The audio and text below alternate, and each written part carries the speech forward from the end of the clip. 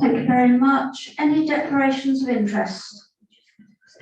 Oh, sorry, I'd forgotten that we need to vote to accept those apologies. Can I have a proposer, please? Councillor Wakeling, seconded by Councillor Tewkesbury. Those in favour, please show.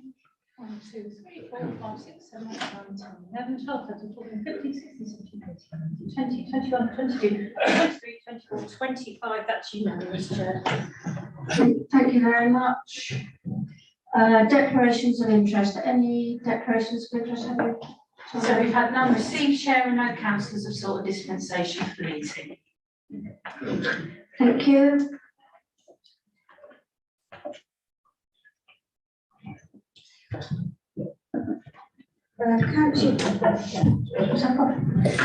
Councillors, questions and statements. Have we had notice of any?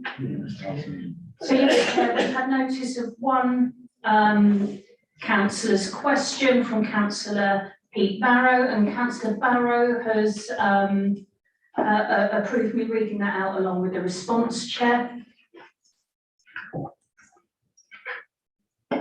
Would you like me to do that now? Sorry. So Councillor Barrow has asked, there's been a great deal of interest in the seaweed accumulating on the beach due to wind and tide conditions. With school holidays fast approaching, please can the town clerk update us on the seaweed situation? So with your permission, Madam Mayor, I will read the response. So the recent high levels of sea algae were caused by extremely high tides and very strong northeasterly winds. This is a usual occurrence on Weymouth Beach. However, the volumes this year have been much higher than expected. Usually these algal deposits are reclaimed by the next high tide. Unfortunately, the initial high tide and wind combinations have not been repeated, and so the deposits have not been returned to the marine environment as usual.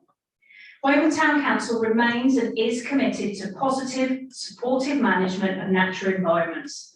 And for this reason, we do not routinely remove algal deposits from the beach, as it forms a really important part of the delicate marine ecosystem that we are custodians of. I'd like to take this opportunity to thank the public for all their support in this stance and in embracing the wonderful natural environment we're honoured to be the custodians of. And thank you to everyone who has written in, sent us letters, postcards from all over the country and all over the world indeed, letting us know how much they appreciate our stance. However, all that being said, sometimes Mother Nature just needs a little helping hand. Be that leaving the grassed areas that the Town Council looks after to allow wildflowers to bloom and feed bees, or whether that's planting the 115 fruit trees up at Tumbledown to feed not only the bees but the human population as well. We're all part of the environment also. Or in this case, helping the sea reclaim her riches. For this reason, we've engaged contractors to move the sea algae deposits just slightly further down the beach, as in towards the water, not towards the pavilion or towards the rock groin, just slightly down towards the water to ensure that the next high tide can reach the stranded matter and return it to the sea so it can continue to form an important part of the food chain. This is going to be done in time for the main visitor season to try and ensure the marine ecosystem is protected and that everyone can carry on enjoying the beach and its wonderful environment, including, but not limited to, seaweed, but also the fish, the wonderful crabbing we have, the dolphins we all like looking at, and even the occasional sea turtle that likes to feed on the seaweed. I'd like to take this opportunity to ask everybody who loves our beach as much as we do to help us protect the plants and animals, including the human. Oh, hello. Oh, have I been silenced? I only have a little bit left. To help us protect the plants and animals, including the humans who value our lovely beach so much. Please let us know out there, people watching and people within the room, members of the public here, please let us know if you see anything that concerns you that you think we need to know about. Please treat all animals and plants with respect, follow the safe crabbing guidelines and help us look after the environment. And please, please, please, please take all your rubbish home or use a bin. We do provide lots and lots of bins, and we spend nearly £1,000 per day on beach cleaning and waste management for the resort. We collect over 50 tonnes of waste per month. And what I'd like to say to the public is just imagine what amazing things we could do with that money if we weren't clearing up other people's messes. So we're asking all visitors to this beach, to our beach this summer, if you're a resident or you're a visitor from far foreign shores, please leave only footprints and take away only memories and wonderful photographs when you come to our amazing beach, and help us protect it for the future. Thank you, Madam Mayor. Thank you very much, Town Clerk. And it wasn't me that cut you off. Councillor James, you had a question? Yeah, to save sort of sitting here and prolonging the meeting, one of the questions I will now write in, but I will also make sure that it's known to the public that it has been asked, because I think it needs to be. The second one was relating to what Councillor Barrow has mentioned, the seaweed, and I very much appreciate what Town Clerk Jane has said. But also in a question, could we make sure that in the future, if we do have these extreme winds and the tides that aren't taking it out, because I've lived here 26 years and never known it this bad, that could we do something a little bit sooner, as we've now decided to do, because as we know, we can use it as fertiliser if it's washed, but we need to do something because it was particularly smelly about 3 or 4 weeks ago sitting on the beach with families. So if we're going to do this now, I'd like to know that if in future we can do it a little bit quicker. Thank you. Thanks very much, Councillor James. Councillor Tewkesbury. Yes, Madam Mayor, just we've missed 8 minutes of the last meeting, item 4. We have Councillor Tewkesbury. My apologies. Did you have a question, or were you just you were just correcting you? Thank you very much indeed for that. I appreciate it. We've actually got 2 sets of minutes. I hope you've all had opportunities to read both of those. Are you happy to, is somebody happy to propose those and second, and we can vote to accept them, and I'll sign both sets later. Could I have a proposer, please? Councillor William proposing. Councillor Huckle, were you seconding? Councillor Huckle seconding. Is that for both sets, please? Yes. Yeah. Show of hands, please. 1, 2, 3, 4, 5, 6, 7, 8, 9, 10, 11, 12, 13, 14, 15, 16, 17, 18, 19, 20, 21, 22, 23, 24, 25. That's unanimous. Thank you, Chair. Thank you very much. No other councillor questions? Can't see anybody's hands up. You've got nothing on your list, have you? Right. Very quickly, I've got a few announcements to make since we last met. The first one is to extend our thanks and our congratulations to our beach and events team, who I hope you will all agree presented an absolutely superb Veterans Weekend this last weekend. It was their first go at organising. They did an absolutely terrific job. I received lots and lots of, we always receive lots of compliments, but I received lots of compliments this year on how well it was organised. They even gave us a perfect day. It was nice and dry, but not too hot. So my congratulations to them. Councillor Jones, you wanted to say something? I just wanted to say, I second what you say, Madam Mayor, because I was going to say something myself. But I had a really lovely email from Charlie and Will, and I think they did an excellent job. I know they had a hard act to follow, I have to say, but I think they did a really excellent job. They asked lots of questions, they made sure that everybody knew what was going on, and that if they were stuck, I know they asked yourself and myself about any problems, but I think as well, we should give them a real big thanks for what they've done. Thank you. Thank you. Thank you. Thank you. A couple of other things that I'm keen to tell you about, but I don't want to keep you waiting too long. One of the things that I attended in the last couple of weeks was the opening of the new NHS Research Hub at Linden House on Radipole Lane. Now, I know we were all disappointed when the mental health unit was removed from there, as we felt that we really needed something locally, but at least that building has been retained by the NHS. The research hub initially will be doing some really interesting research on new vaccines, not only for SARS, but for other infectious diseases as well. That will be extended so that research will be taking place into cancer, cardiac problems, diabetes, and lots more. The great thing about that is that it is local. It will be focused very much on our local population. They're anxious to recruit local people to help them in those research projects. I'll be supplying our comms team with a video that the research group have created that I hope they'll be able to share with all of you, and I hope that you'll promote this facility to your residents, to your friends and neighbours. It's small at the moment, it's going to grow, and one of the great things is that these are high quality, high profile jobs, which are exactly the things that we're trying to attract to the area. So that's, I think, is a good news story. I was very impressed with the facility. The other couple of things that I wanted to mention, and I will do so very quickly, is I haven't just been going out and having nice dinners. I have had some nice dinners, but I haven't just been doing that. I have been singing for my supper.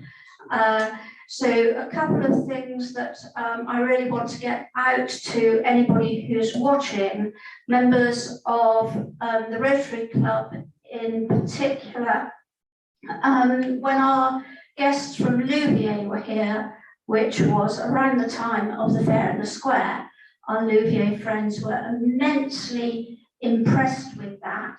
They would very much like to have some collaboration between our Rotary and theirs, who they said were clearly not as proactive, so that they could do something similar and perhaps do some exchanges.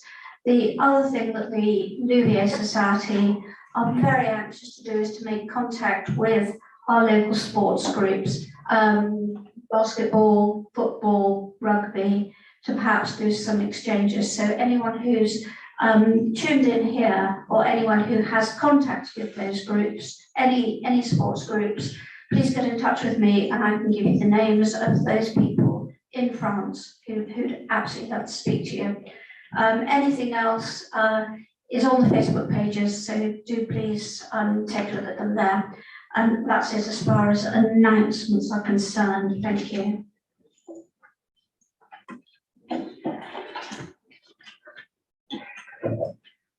Public questions. I know we've got a couple of members of the public. Do you want to speak now? Are you here for a particular subject? Do you want to speak before that subject if you are, or would you like to speak now? I'm happy to speak now, really. Yeah, whatever you like. Is it further down the agenda, the parking issue? The parking issue is quite a way down the agenda, yes.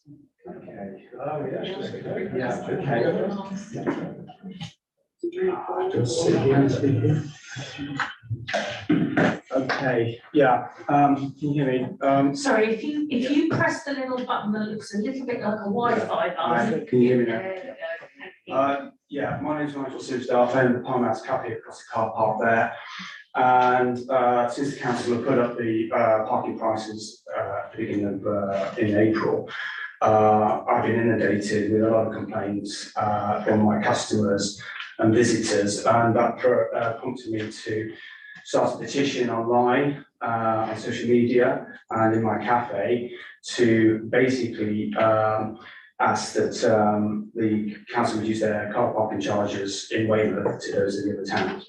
And the reason I'm doing this system they've got, this three-tier system where you've got the village rate, the town rate, and the town with the beach rate. To my mind, it's unfair and it's unreasonable and it's fraud. And I'll just tell you quickly why. It's unfair that Weymouth residents and visitors have to pay 3 times the hourly rate that they do in other towns in Dorset. It's unreasonable because these prices went up 50% in a year, and before that went up 25%. So in 2021, it was £8 an hour for the day. Last year it was £10, this year it's £15. It's unreasonable that there's a 7-month period of the summer season at these higher charges. So to my mind, that's unacceptable to stretch it out over that length of time. And I think this whole system is flawed in the fact that the cheaper parking is in the town, in small car parks for 3 hours. If you wanted to stay for 4 hours in Weymouth, you can't use most of those car parks. You have to use the bigger car parks around the periphery. And that price in these car parks is £7.50. So you can park for 3 hours in town at £2.20, which is reasonable and not bad at all, like in other towns. You want to stay for 4 hours in Weymouth, you have to pay £7.50 in the bigger car park. If you want to stay for 5 hours, you go onto the day rate of £15. So basically, this policy is discouraging people to stay in Weymouth and shop in Weymouth and spend time in Weymouth. They have the right, the local people have the right to use their town the way they want. If they want to go to the beach, stay for lunch, browse around the shops. But there's a disincentive with this policy to stay in any longer than 2 to 3 hours, because that's when the high charges kick in big time. The permit's not the answer. The short-term permit, again, gives you 2 hours free. If you pay £78 up front for the permit, you've got the same problem. If you want to stay for longer than 2 hours, you can't use your permit more than once a day. So then you've got to add hours onto that permit at £3 an hour in the longer stay car parks. So the whole thing is having a very negative impact on this town. It's having a negative impact on my business, and I'm sure lots of other business, like Chris will tell you, in his businesses. And we've got this petition, we've got 1,250 here in writing. You have 30 seconds. Yeah, 4,100 online. So we've got over 5,000 signatures that I'm hoping will qualify us to have this discussed at the Dorset Council meeting in July. I want to thank Ryan Hope for putting this on the agenda. It's not a party political issue. We've got a lot of support from Christine and Councillor Louis and Dr. John Hall as well. And this needs to be cross-party support for this town to be as one and argue this case with the council in Dorset. Thank you. Thank you very much.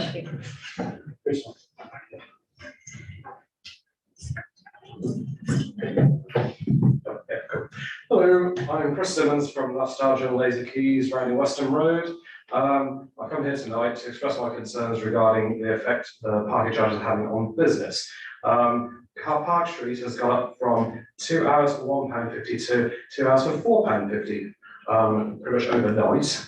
There's no excuse for such a large increase. I mean, it's completely against inflation. My concerns are served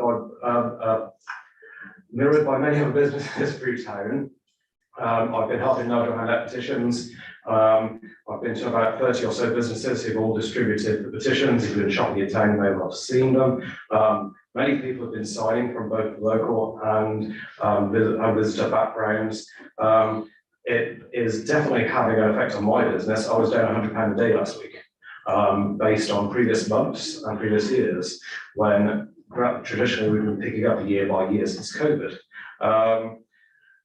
There are other Conservatives who can be here tonight. Jay from Eats and Drinks in King Street and Ali from Time Out Cafe in George Street both wanted to come because they feel very much the same way.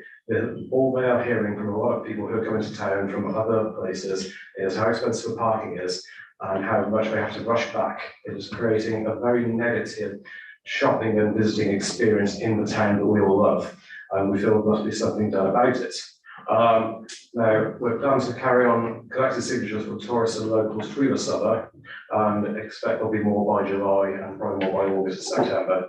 Just going to carry on collecting this to make sure everyone can see just how strongly people feel about this. Only people from larger cities seem to feel these prices are cheap. Anyone from somewhere smaller thinks it's extortionate and expensive, and is quite unhappy about it, and people are expressing views about not coming back, which is something none of us want to wait with, I'm sure. So we hope that you will help us when it comes to the meeting in July. It's very much in the town's interests, and if we like to think the Weymouth Town Council will come along as well as a representative to help with Dorset Council trying to get these charges reduced. Because one very expensive summer could kill a town. It may sound a bit ridiculous, but it's happened before. Yeah, thank you very much for your time. Thank you very much. Thank you.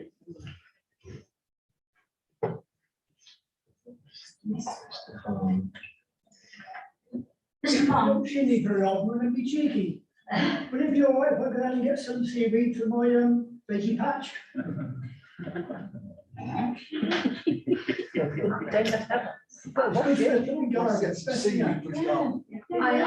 quite sure nobody will object, Mr. Farm, to you collecting this seaweed for the vegetables. And the only thing I'll do, but it'll carry on. And it's very nice to see you, Mr. Farm.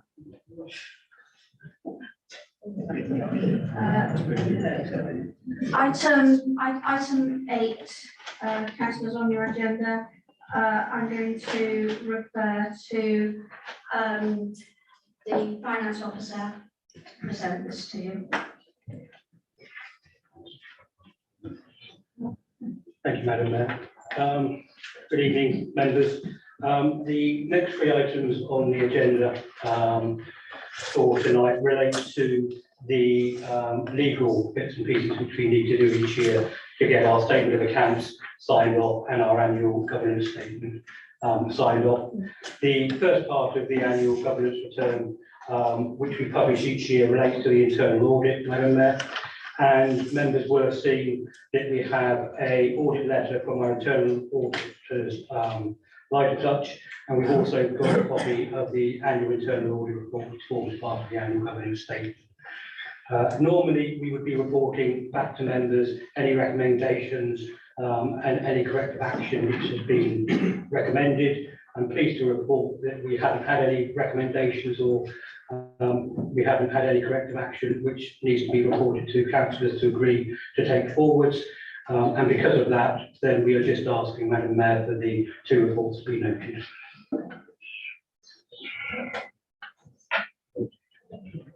Councillor Gray, I can't see where you are, Councillor Gray, there you are. Yeah, would you like to speak? I'm here. I'd just like to, it's good reading, isn't it, audits? Everybody should love those. The internal auditors checked 13 areas of the council and not one fault. And I think that's 4 years in a row where we've come with a clean pair of heels. So I think we should put on record our thanks to the finance team. Probably won't be the first time I'll say that tonight, but it's a good result in these times to get an internal audit and a governance statement in this after 4 years is a good result. Well done. Thank you very much, Councillor Gray. You preempted me. I was going to say exactly the same thing, that we're extremely fortunate in such an efficient finance team, and I think we all want to make our thanks to them for that. You're asked to note these 2 reports, members. Is anybody else wanting to speak before I ask you to also just give me an indication that you've noted? Yeah, duly noted. Thank you very much. You are on again, Ian. Thank you, Madam Mayor. So the second part of the requirement is for members to approve section 1 of the annual governance return, which relates to the annual governance statement. Again, members would have had sight of this as part of the papers which have been circulated, and members would also have seen what we call the annual governance statement assertions, which is a list of items which Jane as a proper officer and myself have to go through and convince ourselves that we do comply with all of the bits and pieces within that assertion list, to ensure that we are legally compliant, we conform to financial regulations and codes of practice. Upon completion of our work, Jane and I have concluded that there are no matters which need to be reported to full council or indeed to our internal and external auditors, and therefore, Madam Mayor, we are just asking that members approve the annual governance statement for 2022-23, and then that statement is duly signed by yourself and the clerk. Councillor Gray?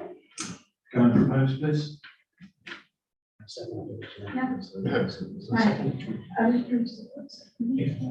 Right.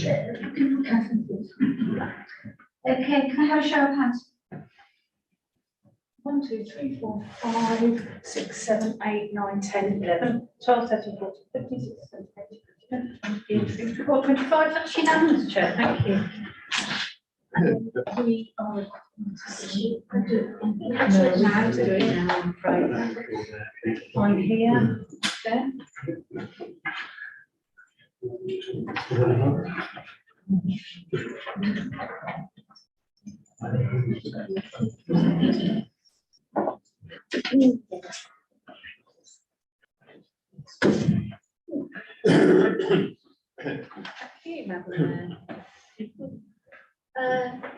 Right, one more.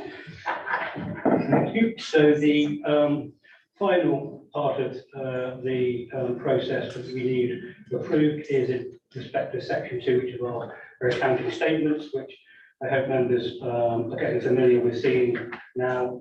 It's only one page, very different from what we're used to from previous councils, as I always say. But the numbers within the accounting statements 2022-23 have been checked through by the internal auditor, and I can please report that there's no amendments to make. So we will be asking that the annual accounting statements for 2022-23 be approved and duly signed again by the Madam Mayor if approved.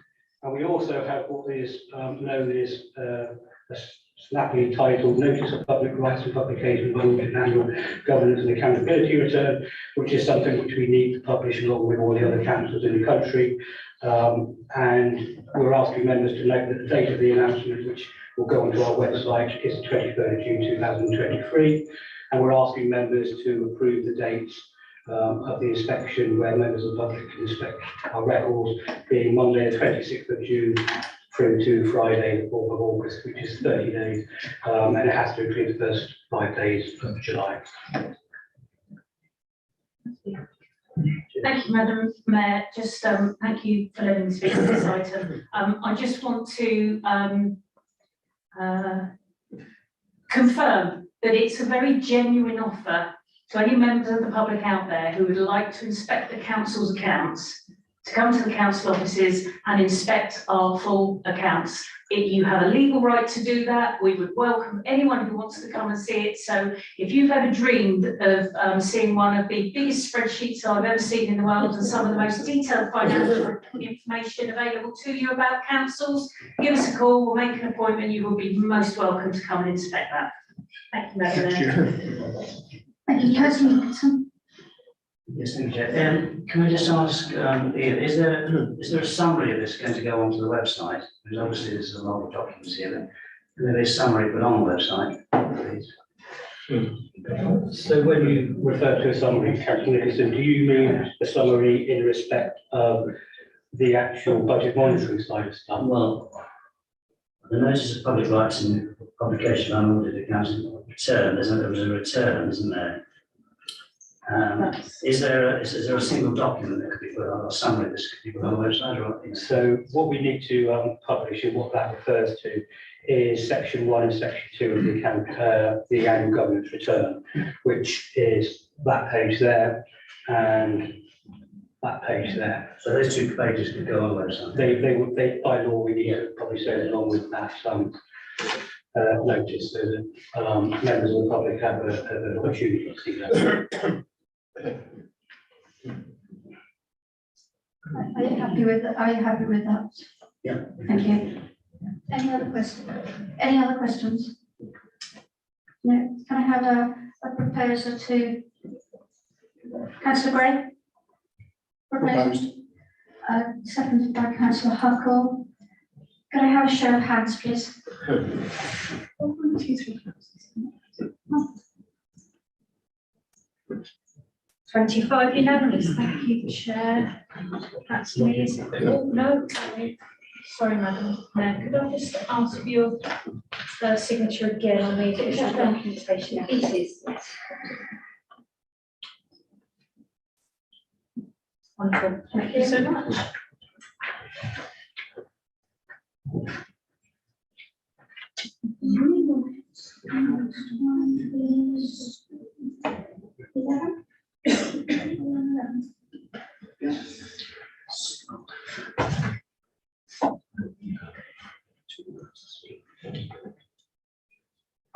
Thank you. Item 11, school holiday support for families.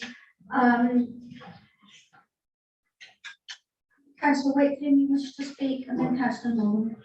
Madam Mayor, I wonder if you and the committee would amenable, and we have some members of the public here for item 14, and I think this might go on this one, so maybe we could consider bringing item 14 up, because we could discuss it with the, save the residents waiting. I understand what you're asking, Councillor Wakeling, but in this particular instance, I'm reluctant to do that. I want to get these all done in one batch, if that's right. So I do apologise to the members of the public, but I do have my reasons for what.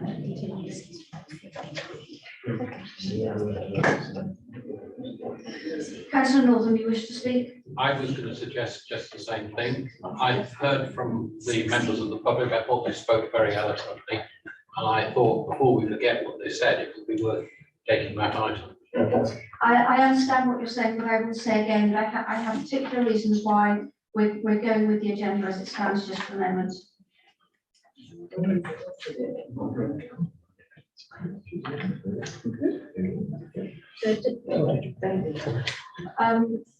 I'm looking for anyone who wants to say anything about this item, which is school holiday support for families. The Councillor Huckle, did you have anything to say on this subject? And it was taken by Councillor Hamilton. Yeah, just briefly, I mean, Councillor Hamilton has done all the work on this, and officers have supported it very well. It has already been discussed at F&GP. I think on this part, all we need to is approve the business case, and if that is approved, we can go forward a bit later in the agenda to see if there's any funding available to fund this. Unfortunately, Councillor Hamilton is somewhere on holiday. And should have needed that to be here to put the case herself. Thank you. Councillor Harris, then Councillor Wakeling, then Councillor James. Thank you, Madam Chairman. I'd like to put an alternative recommendation to the one that is proposed there, that Weymouth Town Council agrees with the principles of this request and should write to the Richard Drax, the schools minister, and the Chancellor to request that the government, who created the cost of living crisis, should support the most vulnerable children in our society. Should better support the most vulnerable children in our society. You do, however, if I could just get into a, what I need to do is just get it typed in, Madam. And my apologies that I had a read-only copy of the agenda open, and when I get to the right bit, I will make a mental note, never turn an agenda quite this long again. And there we go. So, Councillor Harris, could I ask that you just repeat that Yes, at the speed I type out? Weymouth Town Council agrees with the principle of this request and should write to Richard Drax. Hang on, of this request and should write to Richard Drax, the schools minister and the chancellor to request that the government. Oh, let me catch up.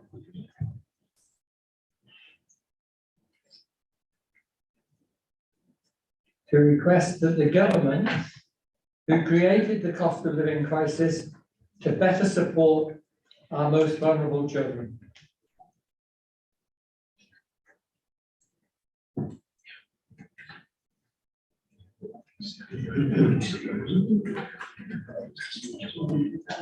It's hard to type when you're having to go or watching. We have a seconder from Councillor Ryan Hope for that proposal. Can I speak on that, please, Chair?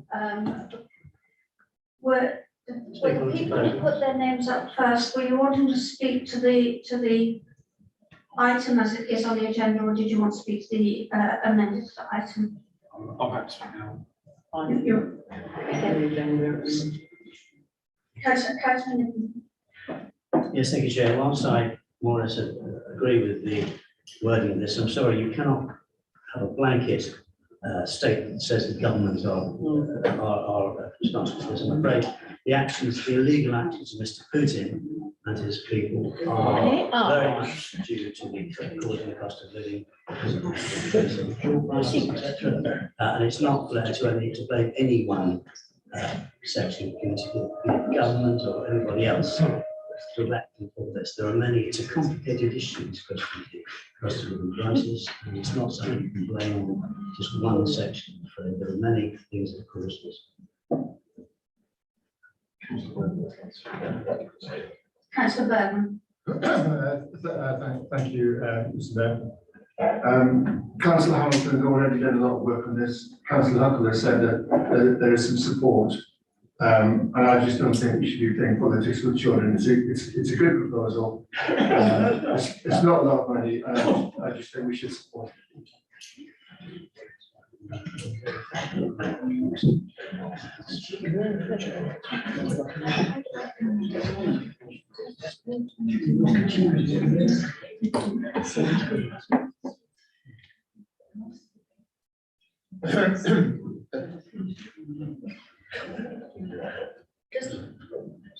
Does anybody else want to speak? Oh, sorry, I've gone off here. Does anybody else want to speak on the amendments?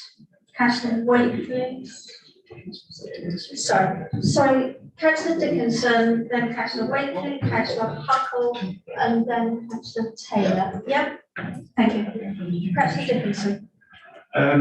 I can't support this because it says the council agrees with the principle. The principle of providing financial support for vulnerable people is not down to Weymouth Town Council. I think if you look at the risk assessments, it's in red, financial. There will be a significant financial impact for the council. It says the risk of negative publicity if Weymouth Town Council are unable to sustain this will be high. And it is not the job of a parish town council to do this. Our job is to support all residents. And therefore I cannot support the recommendation or the amendment. Thank you very much. Councillor Huckle. I was just going to say that I'm fairly happy to support the amendment, but I think we should also take a view on the recommendation of agreeing this PIP. So I think they could both be agreed upon or rejected as council feels fit. Thank you. Thank you. Councillor Wakefield. Thank you. I have a question for the amendment. Is this amendment that we should not fund this as a parish council, that we are asking the government to fund this? Yes. Yes. Okay, because that is, I feel what I agree with. We all pay our taxes to central government to provide living age benefits. And it's not something a parish council does, is provide benefits. So I agree with us. I think we're rather copying Sir Footballer. But I agree with us lobbying the government to actually pull their socks up and support people where they need support. And I would not agree with this council funding it, because as Councillor Dickinson says, we are a parish council. And people have already paid their taxes for that. If we do it, people who double taxed for the same service, which I couldn't agree with. Thank you very much. Councillor James, can I just confirm you're wanting to speak on the original item? Yes, but I do have a comment about the amendment, so it depends how you want to go, whether you want to speak on Do the you want, amendment do first. you want to make your comment on the amendment, because we will be voting on that first? Okay, thank you, Madam Mayor. In principle, I agree with what Councillor Wakeland just said, that if it's at no cost to us and it's just asking the government to basically pull their finger out. But what I don't agree with is I thought we were supposed to be non-party political in this town council. So I don't think we should be saying things like the government who created it. I think we should keep that bit out of it. Yes, we want the government to pull their socks up, but I don't think we should be accusing anybody of creating circumstances when I think, as Councillor Nicholson and Councillor Dickinson have both said, there are lots of factors here. So I think to just sit here and sort of blame party politics, I think is wrong for a council that supposedly is non-political. Thank you. Thank you. Councillor Taylor. Thank you. I was going to say more or less the same thing. I was going to ask Councillor Harris if he would mind removing a few of the words from it to take the government part out, so that it reads, and the Chancellor to request that that better support is provided for our most vulnerable children. I don't know whether you'd be happy to remove that part. I think we have to say that the government, we're writing to the government, so we have to say that the government should better support the most vulnerable children. I'm happy to take out the who created the cost of living crisis. Thank you. Councillor Todd. Sorry, I was going to speak to the whole. Okay, thank you. Councillor Bray. I wanted to speak about the original proposal. Thank you very much. Councillor Nicholson. Yes, thank you, Chair. I wanted to speak on the original proposal as well. Thank you. Yeah. Councillor Ryan Hope seconded this proposal, so it's his chance now to speak before we go to a vote. Thank you very much, Madam Mayor. I'm happy to second this proposal and move to the vote. I think it demonstrates that we do care about our vulnerable residents and our children in this town. But unfortunately, we're not the answer to filling the need. And it's not sustainable. And the last thing I want to do is to hand out this grant this year round, and families rely on this grant to next year take it away from them, as we have bigger financial challenges and we're constantly being challenged to reduce our precept. So I strongly support that we speak up for our residents here in Weymouth and move this motion tonight to write to government instead of voting on the substantive, which would only be a very, very short-term lifeline. We need a bigger answer to the solution, and government's the one to deliver that.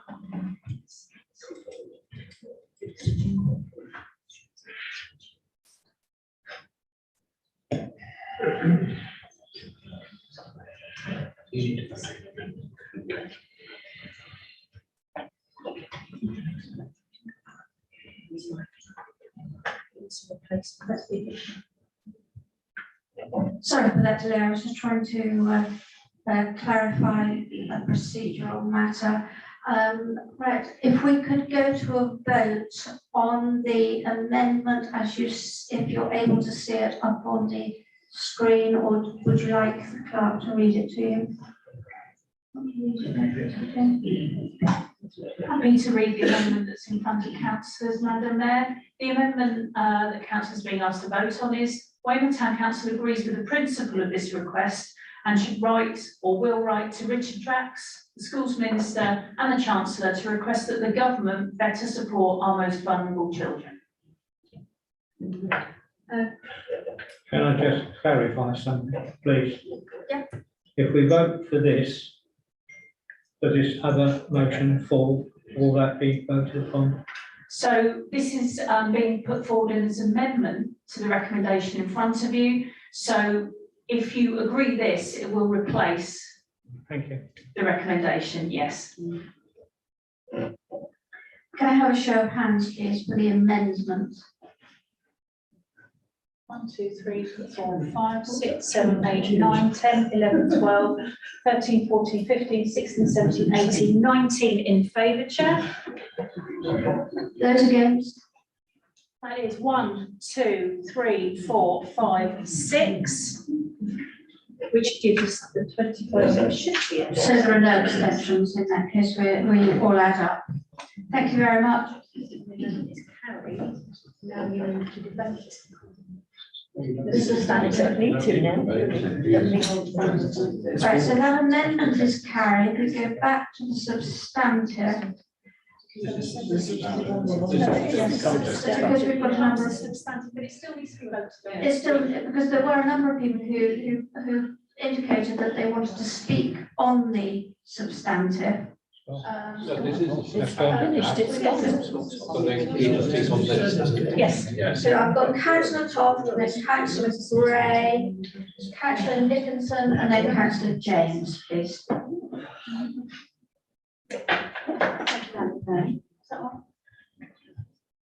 Thank you.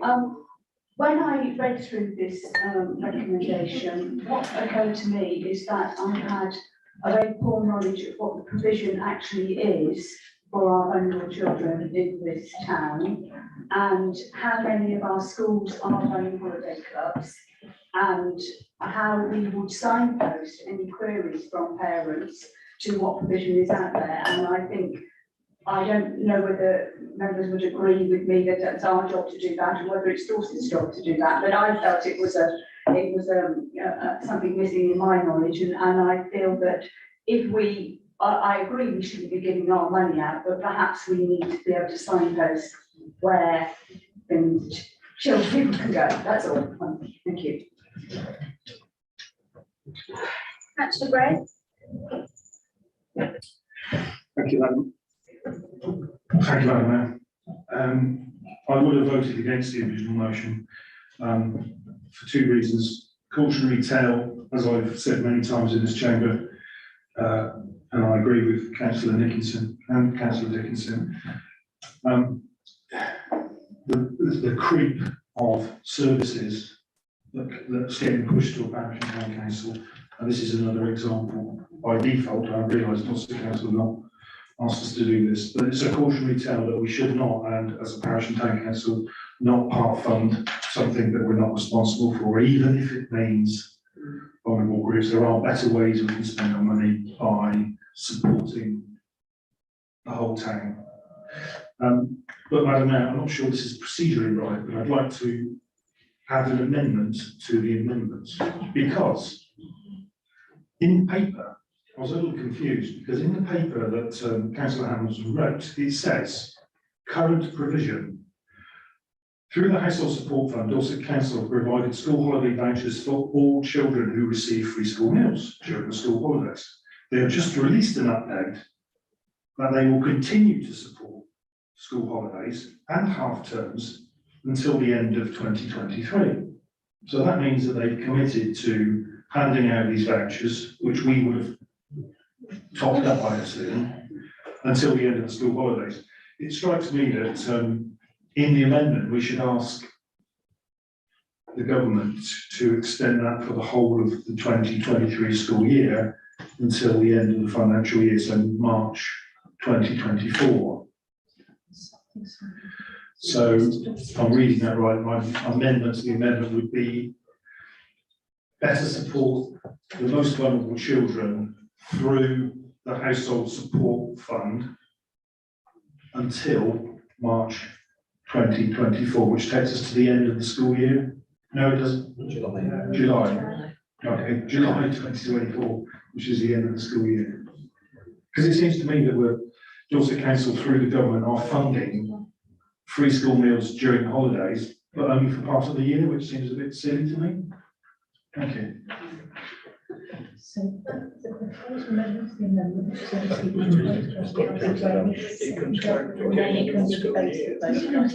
Has Councillor Gray got a seconder for that amendment? Is there a second? Councillor Wheeling? Right. And that can be debated. Okay. Does anybody wish to speak to the amendment to the amendment? Is that what you want to speak on?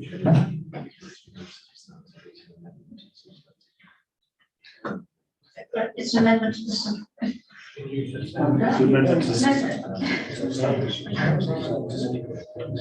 Amendment to the substantive, the new substantive. Councillor. I don't think this wants to work. Just in terms of sort of school procedures and things, it would make sense to have it run until August 31st, is what would normally count as the end of the academic year, and then it kicks off again at the start of September. So just in terms of school working, that would be the way to do it. Thank you for that. Councillor Rose? I was going to say, I do support what Councillor Gray has said, mainly because funding, the way it works in schools, is schools are so deprived of funding that when they get money, whether that's for free school meals or whether that's for milk vouchers, which we've been asked for, or anything else, it usually goes towards a big pot of how do we afford to keep the school running. Because of academies. So I would support it going into something that directly pays into the parents or to the children who need that food. And on a side note, it is political, and I hate parents who watch their children struggling this summer. Remember that when it's election next year. Councillor James? Yeah, I wanted to speak on the original, that was all, because personally, I didn't agree with it, because as somebody who's been on council a long time, I know full well that there are many places that as councillors we can signpost people to, and I've often thought that the word vulnerable maybe needs reassessing, because what are considered vulnerable in some people's eyes may not be in others. And having sat on as a trustee on support funds, when we get applications for people that need help, very often those people that are going to get the help are only a few pounds under in difference to somebody who is working hard and doesn't get any help. So it's a very tough line to draw. Councillor Furman and myself, we did something a couple of years ago to try and deal with school holidays and children not getting enough to eat, and it's something that's been on my sort of view for a long time. So there are lots of us here that if we wanted to in our own wards, if these cases came to us, there are things that we could do. We did something in the space of about 2 days, and we had over, I think, 150 bags of groceries delivered to us to be able to distribute to families that were in need of some extra food during those school holidays. So it's easily done. We have plenty of food banks. We have 2 nests, supermarkets. We have lots of food out there that goes to waste that shouldn't. There are plenty of places people can get help and do get help. So I think we can continue signposting. We have the information shop in town, but I just think everybody can do their bit to help. And I certainly would not want to see council taxpayer money going on something, as the 2 councillors over there have said, should not be down to us to do. So they are my thoughts. I think we could all do more if we wanted to. There are things out there that are easy to do. Thank you. Thank you very much, Councillor James. Councillor Nicholson. Yes, thank you, Chair. I very much support Councillor James on this. It isn't the right thing for the parish council to do. We haven't got the money. I don't think we can commit ourselves, again, committing ourselves beyond elections next year as well for a new council. And the reputational damage that we would suffer if we had to withdraw this because of future financial pressures, I think this rules this house on together. Thank you very much. That's all the speakers that I've got on that amendment. If there's nobody else wishing to speak, we have a proposer, we have a seconder, I believe, don't we? Councillor Weaving. Could I have a show of hands on this amendment, please? 1, 2, 3, 4, 5, 6, 7, 8, 9, 10, 11, 12, 13, 14, 15, 16, 17, 18, 19, 20. And those against? 1, 2, 3, 4. Could be running. Is there an abstention there somewhere? Yes, Councillor right. James? Yeah. Thank you very much. So that is carried and this now forms the That's, substantive. that is, yes, that's now the substantive.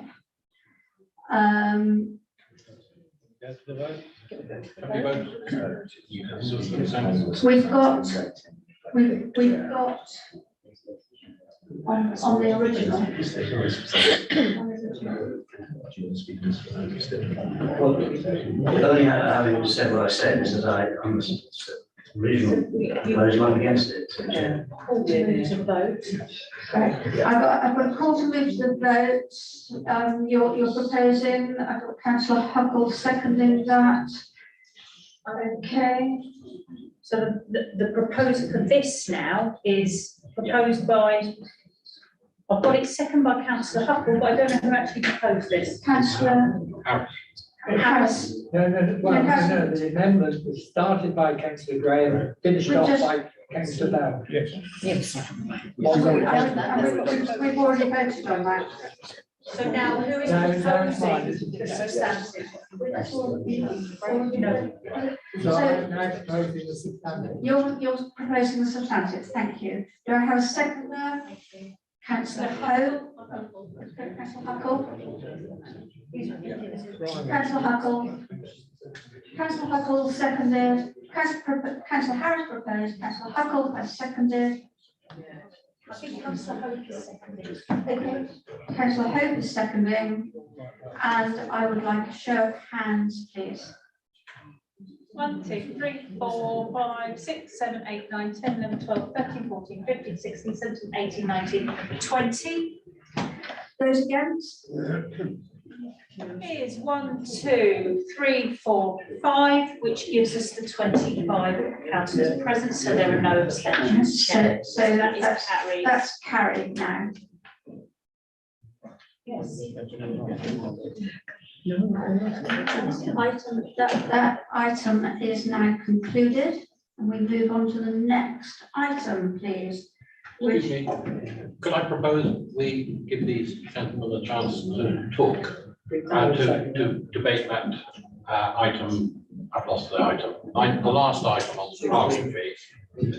They have already spoken, Councillor Sorry, Northern, they yeah. spoke at the start. I want to complete the earmarked reserves, and then I'm happy for us to change the agenda after that, if that is what the rest of the meeting require. But I want to complete the earmarked reserves item, if I may. I do have a reason. Okay, so it's item 12, earmarked reserves. And Ian, go ahead. Thank you, Madam Mayor. I was thought that this one might be the most confusing one of the night, so if it is, I think we might be in a bit of trouble. I'll try and steer members through this one as easily as I can. This is to a report on the earmarked reserves. And members will note that there are 4 recommendations. And what I will do is I'll just ask the town clerk, if I may, have the plug-in for the screen, because I've got some things on the screen which could. Shall I get it back?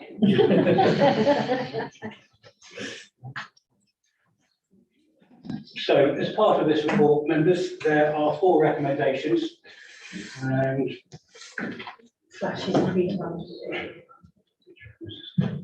if we just go through the recommendations to start with, you'll see that the first recommendation is to note the draft outturn position of 247,603.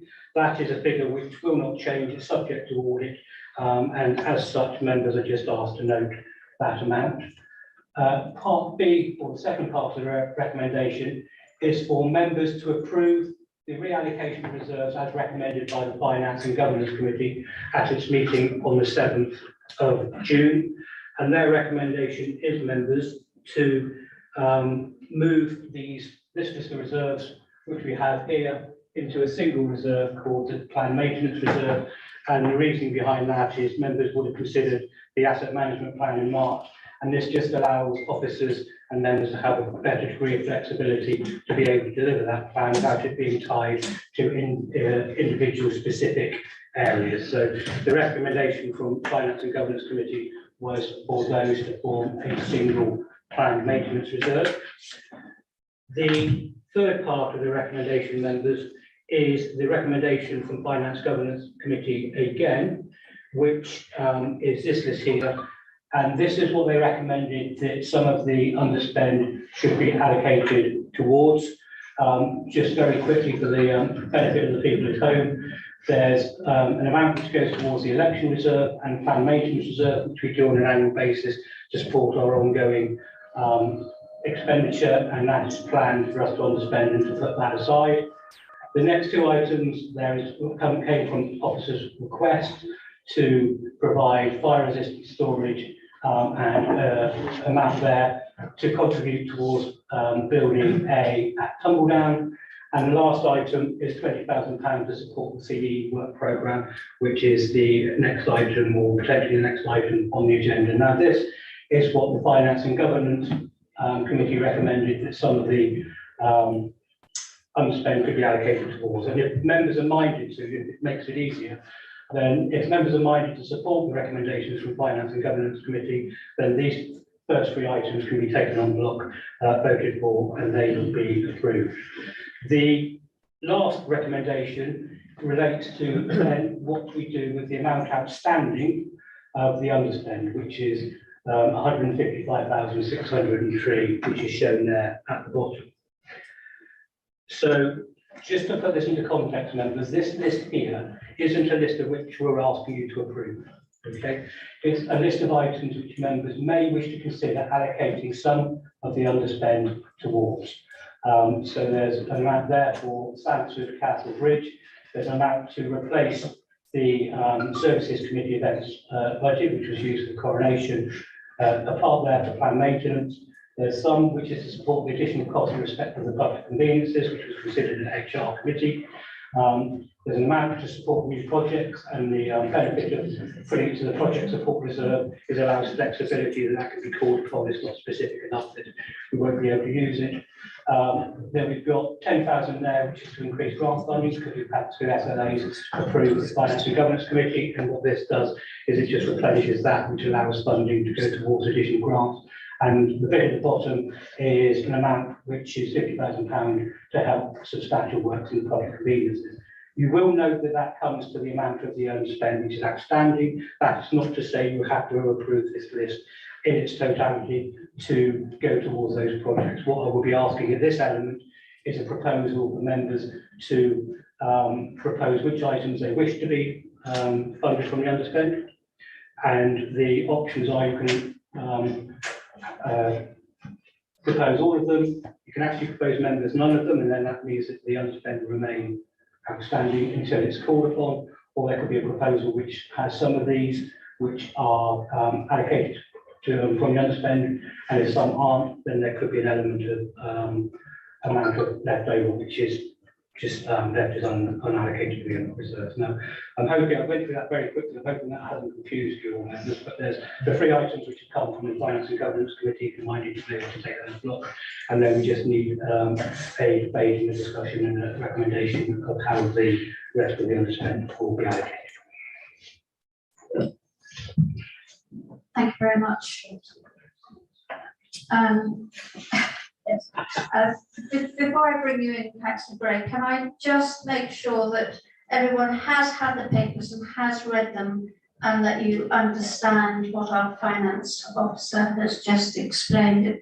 It seemed pretty clear to me, and following whatever Councillor Gray is keen to say, I'd like to propose that we accept those recommendations. Note and indicate to me that you have noted, and then accept those recommendations. But I would love to hear what Councillor Gray has to say first. I'd agree with the first three. On the allocation of underspend of the remaining 105, I'd like to give my support to some of them, but not to others. So the Sandsford Castle Bridge, I would not support. It's already got 15,000 in the reserve. We don't actually know. I mean, I suppose the story I would tell is if you only had 15,000, would you repair the toilets or would you put a bridge on Sandsford Castle or repair a bridge? And I think in these times at the moment, we don't actually even know whether Dorset Council have got any plans to do anything at the castle. So I think it's a bit premature to be increasing a reserve to a bridge that doesn't go anywhere. So I wouldn't support that.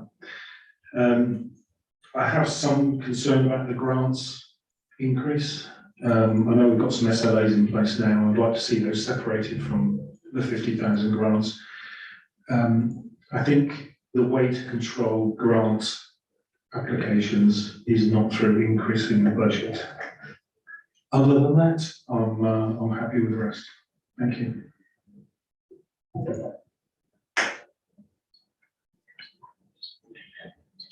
I've got Councillor Hope and then Councillor Harris. If you're speaking on the unallocated, can we get the first few out of the way? You're nodding your head already, I was Councillor. going to propose the first 3 items were accepted. Right, thank you. I've got Councillor Dickinson. I thought I proposed it, but that's absolutely fine. Well, yeah, we thought you proposed all of them. The first 3. So you've all noted quite clearly, because you're all ready to launch into speaking. I've got a proposer from Councillor Harris, seconder from Councillor Dickinson on those first 3 items. Is that clear to everyone? Because if it is, I'd like to see a show of hands to accept those.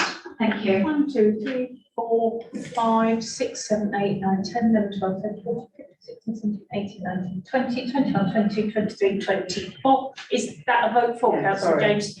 25, that's unanimous. Right, thank you very much. We can now go on to the rest of the recommendations. We've noted Councillor Gray's comments. Anybody else? Councillor Hope. Thank you very much, Madam Mayor.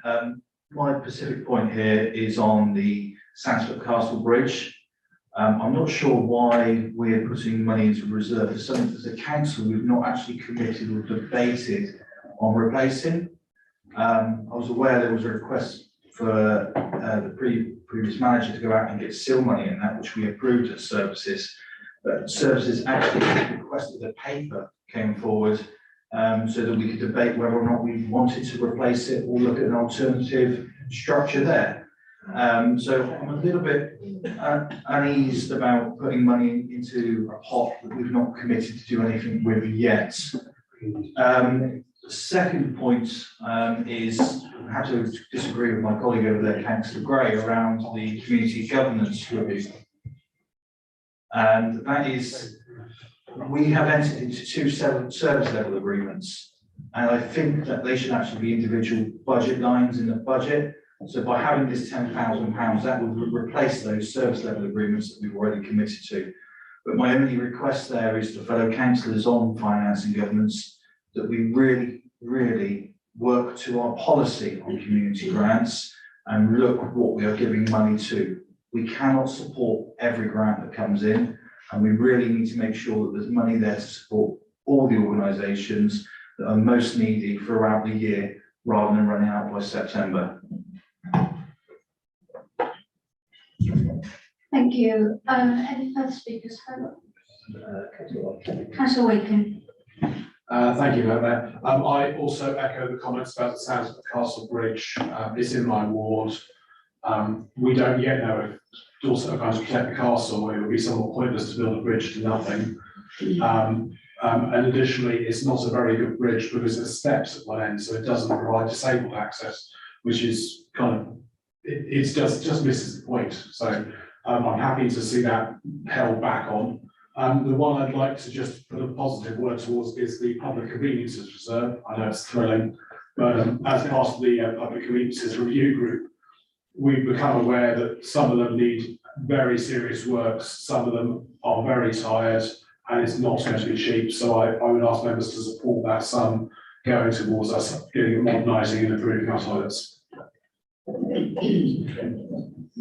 I've got Councillor Brooks first and then Councillor James. I wasn't aware that I indicated. I'm sorry, Councillor Brooks, there was a hand waving around there and I thought it was yours, but it was obviously Councillor James. Might be me. It's probably Christy. Councillor James. She's talking for the government.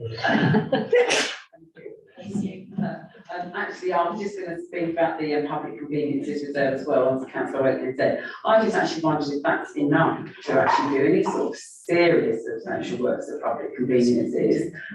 So I'd hate to see us sort of start and have a half-hearted job and have half a toilet and, you know, other bits and pieces. So are we going to sort of ever have to ask for more money? I thought we will do. So I don't know how we can up that amount, but that doesn't seem a lot to actually do a lot of more substantial works and public conveniences. That's my worry. Yeah. We could, of course, if there is no support for the Sandsfoot Bridge project, then we could move that amount into the public conveniences if that's what the members are minded to do. So certainly, it is an issue that's not going to go away. If we're going to provide public conveniences, we are always going to need funds for it. Councillor Bergman and then Councillor Gordon. Thank you, Mr. Mayor. Just to support what Councillor Wakeling has said regarding the public conveniences, absolutely fundamental for us as a town for all sorts of reasons. And just to make that point that I have been involved with the discussions and it is paramount. I think that we do support that request. Thank you. Thank you. Councillor Northam and then Councillor Hope. So I think parks, the additional money for Sandford Castle, generally sentiment seems to be against that. I'm conscious that many of those things are not actually costed yet, and deciding how much should go to each is probably worth waiting until it is actually costed.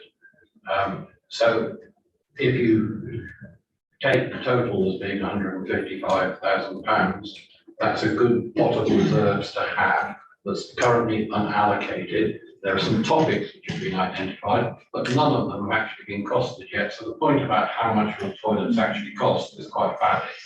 I also support the points that have been made about the grants reserve. We shouldn't be increasing the grants reserve until we've got on top of the process for granting grants. Thank you. Thank you. Councillor Hope and then Councillor Gray. Thank you very much, Madam Mayor. I was actually looking to make a recommendation, and that would be to remove the £15,000 for Sandsfoot Castle and place that £15,000 into two separate lines. One being £5,000 for benches. We've recently adopted a bench policy. I understand at the moment there's no budget line within the budget to deliver that policy, other than the money that was gifted by Dorset Council in the transfer for refurbishing existing benches. Councillor Gray, I see where you're looking at me over there. Over £10,000, I'd like to put in a reserve for support cost of living prices so that we could possibly support the food banks and nests and the Nest social supermarket later in the year, following a report coming back to council. I think it's just the right thing to do, bearing in mind that we've just voted down £60,000 school meals, to still have that money available to support food for our most deprived residents, I think would be a good way to go. Thank you. Councillor Gray. Thank you, Madam Mayor. We're going to talk toilets again. I want to commend the work of the toilet working group, because it's not a great subject, is it? But this council is going to have to make some very important decisions in the next 5 years, I think. We've got, I think 9 or 10 sets of toilets, from very good, which will need no investment, all through to some that will need substantial investment. So the point about how much they will cost is not lost on on me, Councillor Norton. My view would be that we probably need to do one set of toilets a year for the next 10 years, starting with the worst ones. And if we had a process of spending that money on the I don't know, we'd all probably have a fair guess of what the worst toilets are in Wales. So a rolling programme of updating what is a key function for us in terms of providing toilets would be a good thing, and that means that money, that 50,000 probably would be enough, along with the maintenance budgets that we've got to do one a year, and then you could precept every year for that. So that would be the way forward to answer Councillor James's point. Thank you. Thank you. Councillor James. Thank you, Councillor Gray, for reassuring on that. Were we never going to think about pay as you pay as you go? We should be doing that. But also, I'd just like to come back on what Councillor Hope has just said about cost of living reserve. We've just sat here and debated about school meals and school holidays and said that it's not down to the council and to be, forking out money for this. I don't know why we just didn't vote on the whole thing without amendments to say that, we're not going to do it full stop. And I think it's just that people don't want to be seen to sort of say, well, we're not going to vote for this. I can't ask for £10,000 out of taxpayers' money, that's what it is, to go now into a cost of living reserve. We just debated that and agreed that we weren't going to support it. So I don't see the point of that, so I won't vote for that one, sorry. Councillor Nicholson. Thank you, Chair. Yes, I'm very happy to remove the £15,000 for Sainsbury Bridge. I would suggest that actually we just move that into a general reserve, because there are some question marks around some of these other costs. I think if we had that available as a general reserve. The other thing is the £10,000 for the grants. We've already had I think a discussion around how we should be allocating some of these grants, because of the fact we're could run out of money quite quickly on the grants budget. And there's a whole question to be decided around these grants as to what the feasibility of them is. I mean, all the grants we've had so far have been discussed and voted upon at Finance and Governance, and nobody has, I think, has suggested that we shouldn't have given this money. But if we're going to tighten up these grants, then we absolutely do need to have a new criteria for this, because otherwise we're going to just run out of money every time somebody comes along and says it's a good grant. But if there's not sufficient money, we will have to tighten the criteria on this. But I'm not happy with putting another £10,000 into that. I think we need to have a much more general debate on what the criteria is for grants and make sure we don't run out of money. Yeah. Thank you very much. I believe, I've just been asking for some advice. I believe it is possible for us to approve that we've got those, or note that we've got those unallocated funds, and make decisions on how that will be allocated when we've got better costing and when we're maybe a little more able to make informed decisions on that. I'm looking at the Chair of Finance and Governance, who'd like to speak. Yeah, I'll fully support what you just said, because we're talking at the moment about reasonably large sums of money, and we haven't got the information to hand as to how to make a sensible decision. So I would prefer that all of this went into just one unallocated reserve, and as and when business cases are developed and we've got plans in place, we know how we're going to spend the money, then we can allocate it at that point. And I think also, to speak to Councillor Gray's point, we need a medium-term finance plan that lays out for the next 5 years what it is we're actually going to be spending by way of capital expenditure, so we're all clear on where it's going, what the immediate priorities are. Thank you. Is that a proposal, Councillor Barrow? Yes, quite happy for it. And I'm happy to second that. Unless anybody wants to speak on that, I'm going to ask for a show of hands. Speaker, sorry. Sorry, Councillor. Sorry, Madam Mayor, point of order. I did make a proposal earlier. The Court of Standard Orders proposals should be taken in the order they were received. Was it 1 second? There was no call for a seconder by the Chair. I'm sorry, I missed that. Could you repeat that, councillor Hope? Yeah, so Madam Mayor, I did make a proposal earlier around the allocations to remove the £15,000 to the bridge, to move that to a £5,000 for a bench reserve to support our bench policy that was recently adapted by council, and £10,000 into a cost of living reserve for a detailed report on how that could be spent come before council. Did you have a second? Oh, sorry, do I have a seconder? Councillor Bergman, are you seconding that? Yes. Yes? Yes. Okay, could I have a show of hands for councillor Hope's proposal that £15,000 goes £5,000 to a bench reserve And £10,000. and £10,000 to a cost of living reserve. I've got a proposer and a seconder. Could I have a show of hands, please? This is all in favour. 1, 2, 3, 4, 5.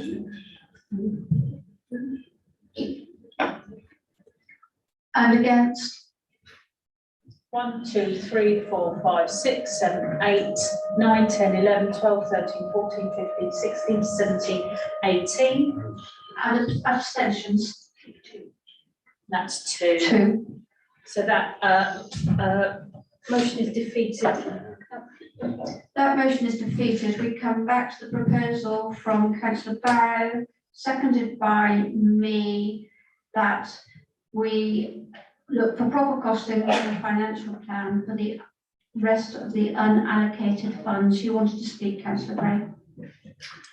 Yes, I'm looking for a bit of reassurance. I'm happy to vote for it, but service events reserve was created so that services had the ability to book events. And the 25,000 they spent last year supporting events, this was an attempt to put a further 25,000 in. So if it goes into the unallocated, as long as services have access to that when events come, I'm happy to vote for it. I'm looking for that reassurance from my colleague. Happy to provide the reassurance. Can I ask the town clerk, please? If I could just offer a little bit of clarity on the process. Members are able to agree that this underspend goes into a general unallocated reserve for future allocation. But just so that everybody is aware, only full council is then able to make those allocations from that reserve. It can't be, those decisions can't be made by Finance and Governance or Services Committee, or indeed any of the other committees. Councillor Gray?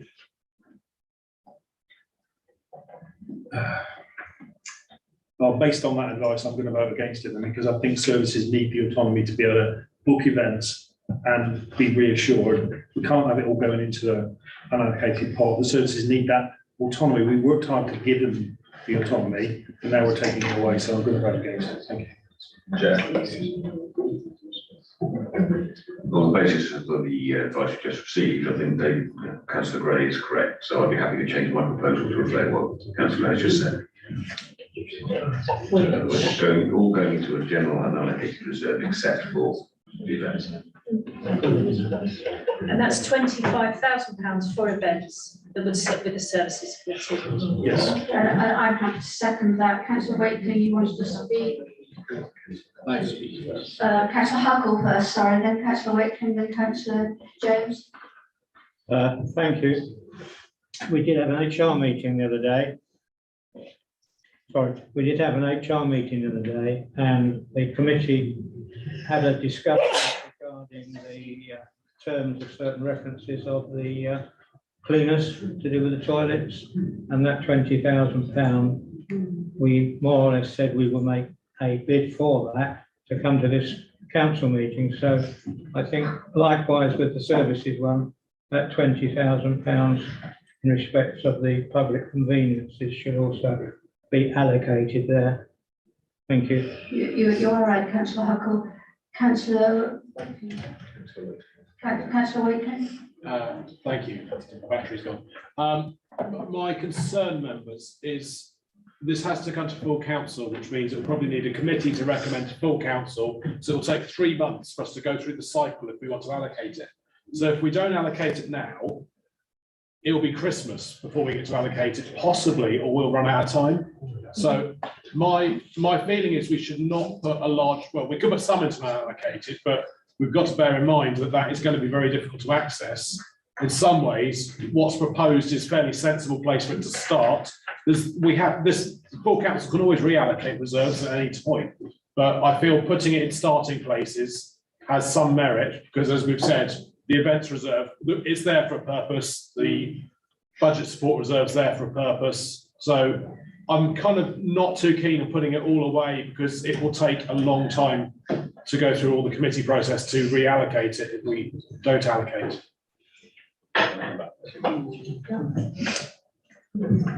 What's happening now is that good solid arguments are coming out about the reason why we put it on. I think all the batteries are gone. Yes, I'll shout. What's coming out is some good solid arguments for why some of these monies have been set aside and earmarked as they are. But obviously that information wasn't there initially. So it's really about, we need to be sure what we're spending the money on and why we're spending it. And if good reasons are there, then that's fine. But what I'm not happy with is just earmarking reserves, and there's actually nothing behind it by way of a rationale for why it's there. So I don't want to make this last any longer than we have to, but we need to find a way to solve this issue now. And if it is just to leave that list exactly as it is, then okay. But when we arrive at this point next year, I don't want to be in this situation again.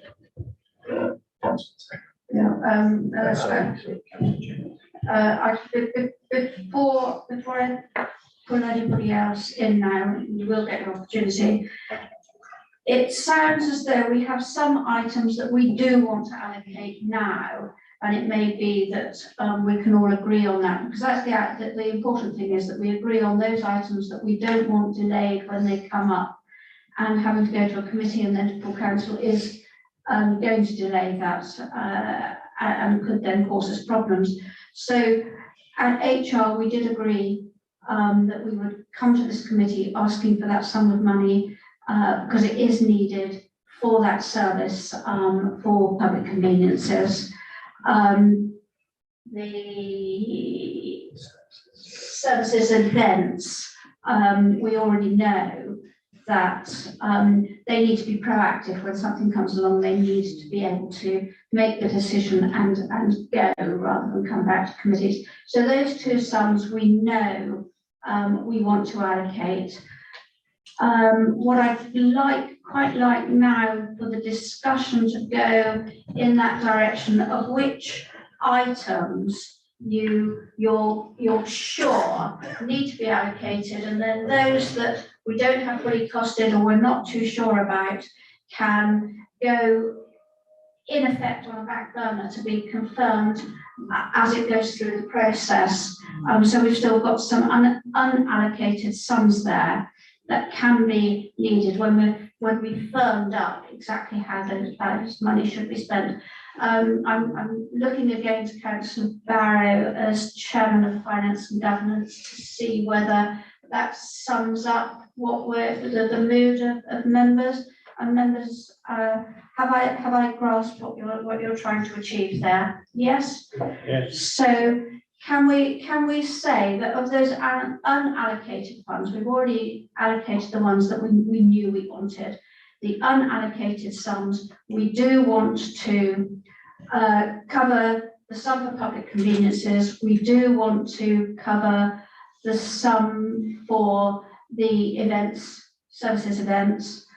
Are there any others on that list or that anybody can think of that you feel that a delay would be critical in us delivering what we want to be able to deliver, or are we able to put that to one side and come back to it in a more timely or in a more informed fashion? I've got Councillor James and then Councillor Nicholson and then Councillor Taylor, sorry, and then Councillor Northam. So Councillor James first. Light touch, councillor thank you, Madam Mayor. I agree with what you've got there, and all I wanted to ask before you amended all this again was that when you said about putting it into one pot and keeping the 25 for the events, was that, like Councillor Wakeman said, that we didn't take ages to come back, but they needed more money, and there was insurance that they would be able to get more money. So I'm happy to go along with what you've suggested, and if anyone else is saying there's something else that they want to see put into that, well, they're happy to keep in there. I think the ones that you've highlighted are what I would support so far. I don't know what anyone else thinks. Thank you. Thank you. Councillor Nicholson. Thank you, Chair. Personally, I would much rather just leave 25,000 in the services for the events and put the rest into unallocated, because I'm just worried about the cost of these toilets. We don't know how much they're going to cost. I don't see why can't it come directly to full council? Why does it need to go through a committee? Because Councillor Nicholson, those are two different pots.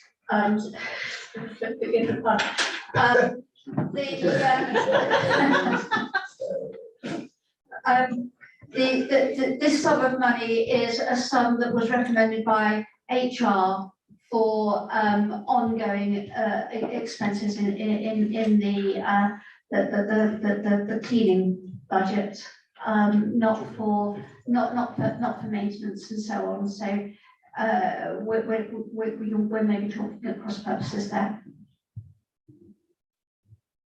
Okay, thank you. Councillor Taylor? No, I don't want to speak. Okay. Councillor Northern? Thank you. I'd ask the toilet group whether they think it's likely that they will be making some capital recommendations. And therefore whether item 7 should also be included on the allocated, not requiring to come to full council. Councillor Wakeling, would you like to answer? I think we could say almost certainly there will be capital recommendations, but it's too early to say how large they'll be. I'm happy it will go through services who will probably put in a proper request for it, because it's going to be a substantial project. I think that's the way forward on that we can do proper costings with a priority and a long-term plan on those, which is quite different to the conversations we're having at the moment. Councillor Gray.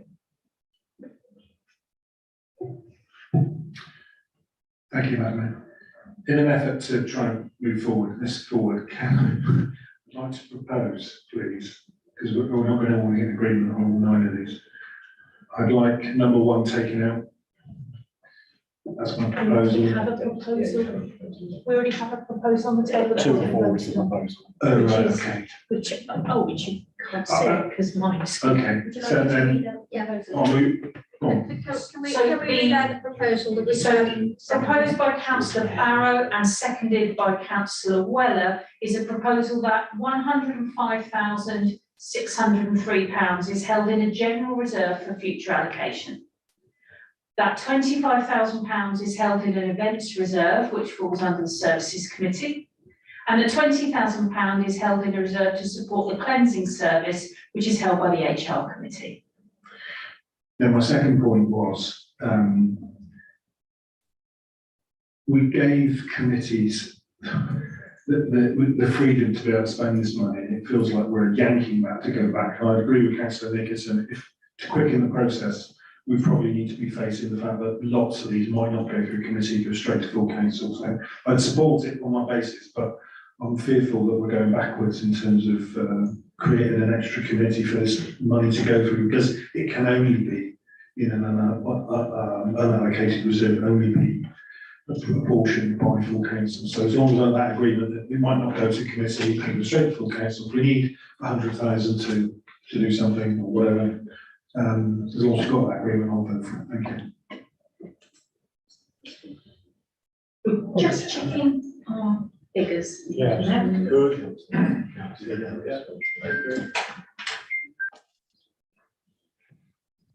Oh, did I do my maths wrong? I'm terribly sorry, Chair. I do have an amendment to that which I read out, it's actually £110,603, not 105, and I apologise for my poor maths. Councillor Harris. I think Councillor Gray mentioned something that we had generally agreed that should also be in here, because I wouldn't want £15,000 to be spent on a bridge in Southwark Gardens. It's up there, We've already got voted. but where is it? It's not gone down into the. No, so if I, That's what's confusing me. The fact that it was still up there. so that was the working spreadsheet. What I'm going to do is show you now. Yeah. So the second D is the one you're voting on. Now, the 155,603 was the total amount available, including the 15 for Sandsford. So what this is saying is the total amount is put into a general reserve, except for 25,000 for events under services and 20,000 for cleansing under HR. So that has taken out the Sandsford Bridge element. That's fine. Okay, is that fine? Sorry, Councillor Wheatley. I'm sorry to prolong this. I would like to propose we add back into that the 10 grand for the grants pot. And the reason is we have agreed 2 service level agreements that come out of the grants pot this year. That's £5,000 to the lantern and 5,000 to citizens' advice. And then we should have agreed these sums, but they come out of our community grants pot, which is less money we can give to community groups. So I would like to suggest, I'd like to amend this to suggest we put 10 grand back to the grants pot. It's not because we've gone mad with grants, it's because we have paid these 2 service level agreements, which are quite separate to community grants, if I'm perfectly honest, out of that pot. Just to replenish that amount so the finance committee can support our local community groups. And with those service level agreements are separate, I would hope next year they're budgeted in a separate way so they don't come out of the community grants. Thank you very much. Councillor Barrow, are you happy to? Yes, right, I second that, okay. So we have those 3 sums that we are allocated tonight. The rest we have unallocated with the proviso that Councillor Gray gave earlier on. We have a proposer and a seconder. I'd like to go to a show of hands, please. 1, 2, 3, 4, 5, 6, 7, 8, 9, 10, 11, 12, 13, 14, 15, 16, 17, 18, 19, 20, 21, 22, 23 in favour. Those against? 1, 2, which gives us the 25, which I think means no abstention. Thank you very much, thank you. So that is carried. Thank you, members. Right. That's the item on earmarked reserves is completed. Thank you very much for your patience. I'm now going to propose, with your approval, as I've been asked previously, to bring item 16 up to this point. My apologies, Ben, you dropped down one slot. It is apparently it's a valuable learning experience. So you can thank me later for that. And thank you very much, Mr. Milne. Our finance officer is now going to go and post those items that were required of him to do. So we come on to the notice of motion, parking charges. Councillor Hope. Thank you very much, Madam Mayor. Members in the room, you'll be glad to know I don't intend to read the motion in its entirety. You all had access to the motion for 7 days and can see it here before you. Now, there's been some questions, and including by some members in this room, to me to say, why are we moving this motion here? And I think hearing the businesses here who have come to speak today, that is the reason we're moving this motion here. We're here to move the motion to support our residents and our businesses, and to fairly when it comes to parking charges. Now, some of you will know, the comments have been made, that you've never cared about parking charges before, Councillor Hope. What are you doing this motion now? The reason I'm moving this motion now is, despite promoting heavily the Dorset Council's permit options, I have recently learned that members in one of our most prized areas are missing medical appointments because they cannot afford to park whilst they're there. And some of those residents have no option but to drive there because public transport is lacking in the areas they live to make it possible to attend those medical centres.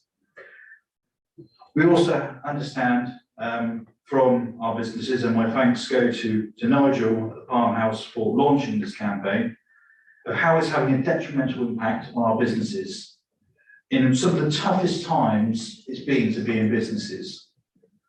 You know, they probably thought the last 2 years with COVID was going to be difficult to survive, and now they're faced with challenges like this. So I urge, the reasons written in the motion here this evening, fellow councillors here this evening support this motion, all 5 points, and I understand there will be a call to take those points separately. But really, my request is to support the motion in its entirety so that we can have our voice heard at Dorset Council. Thank you very much. Thank you. I'm going to ask for the seconder now and then open to debate, okay? Second, Councillor Matt, thank you. And would you like to reserve your right to speak to the end of the debate, Councillor Bell? I'll speak now. Okay. Okay, I'll wait till the end. Go on then.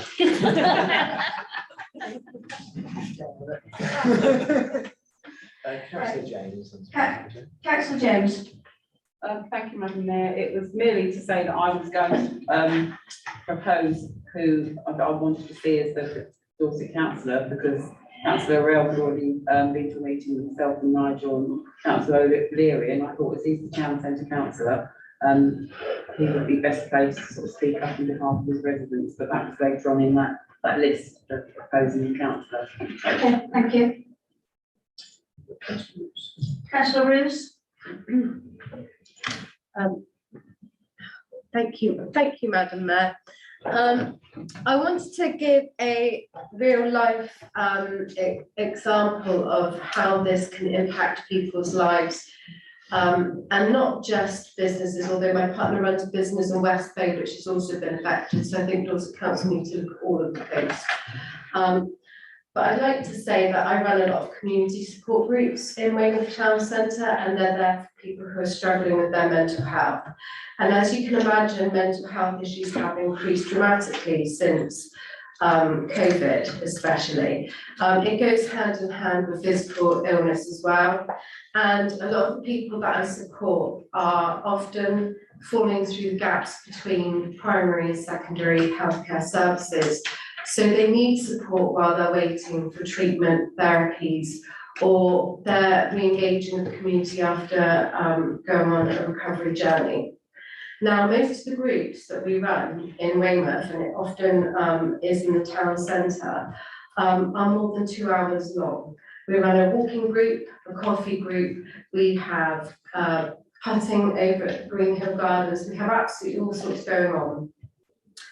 But a big part of that is that sometimes when I'm running one of these groups, someone might be in crisis, they might indicate that they're feeling suicidal, they might tell me that they want to kill themselves that day. I can't just go, well, my parking's going to run out, so I have to go now because that was the cheapest parking I could find in town. I have to make sure I have paid for at least 4 hours of parking because I can't take the risk of leaving someone who's high risk in town without ensuring that they have been listened to and received the support and the information that they need in order to be safe for the rest of the day. Now, that has an impact on my income. That has an impact on how much I can afford that week. Now, imagine I run these groups more than once a week. So that means more than twice a week I'm having to spend at least £14 a week. That has an impact on the food that I can afford that week. It has an impact on what my son can do that week. It has an impact overall.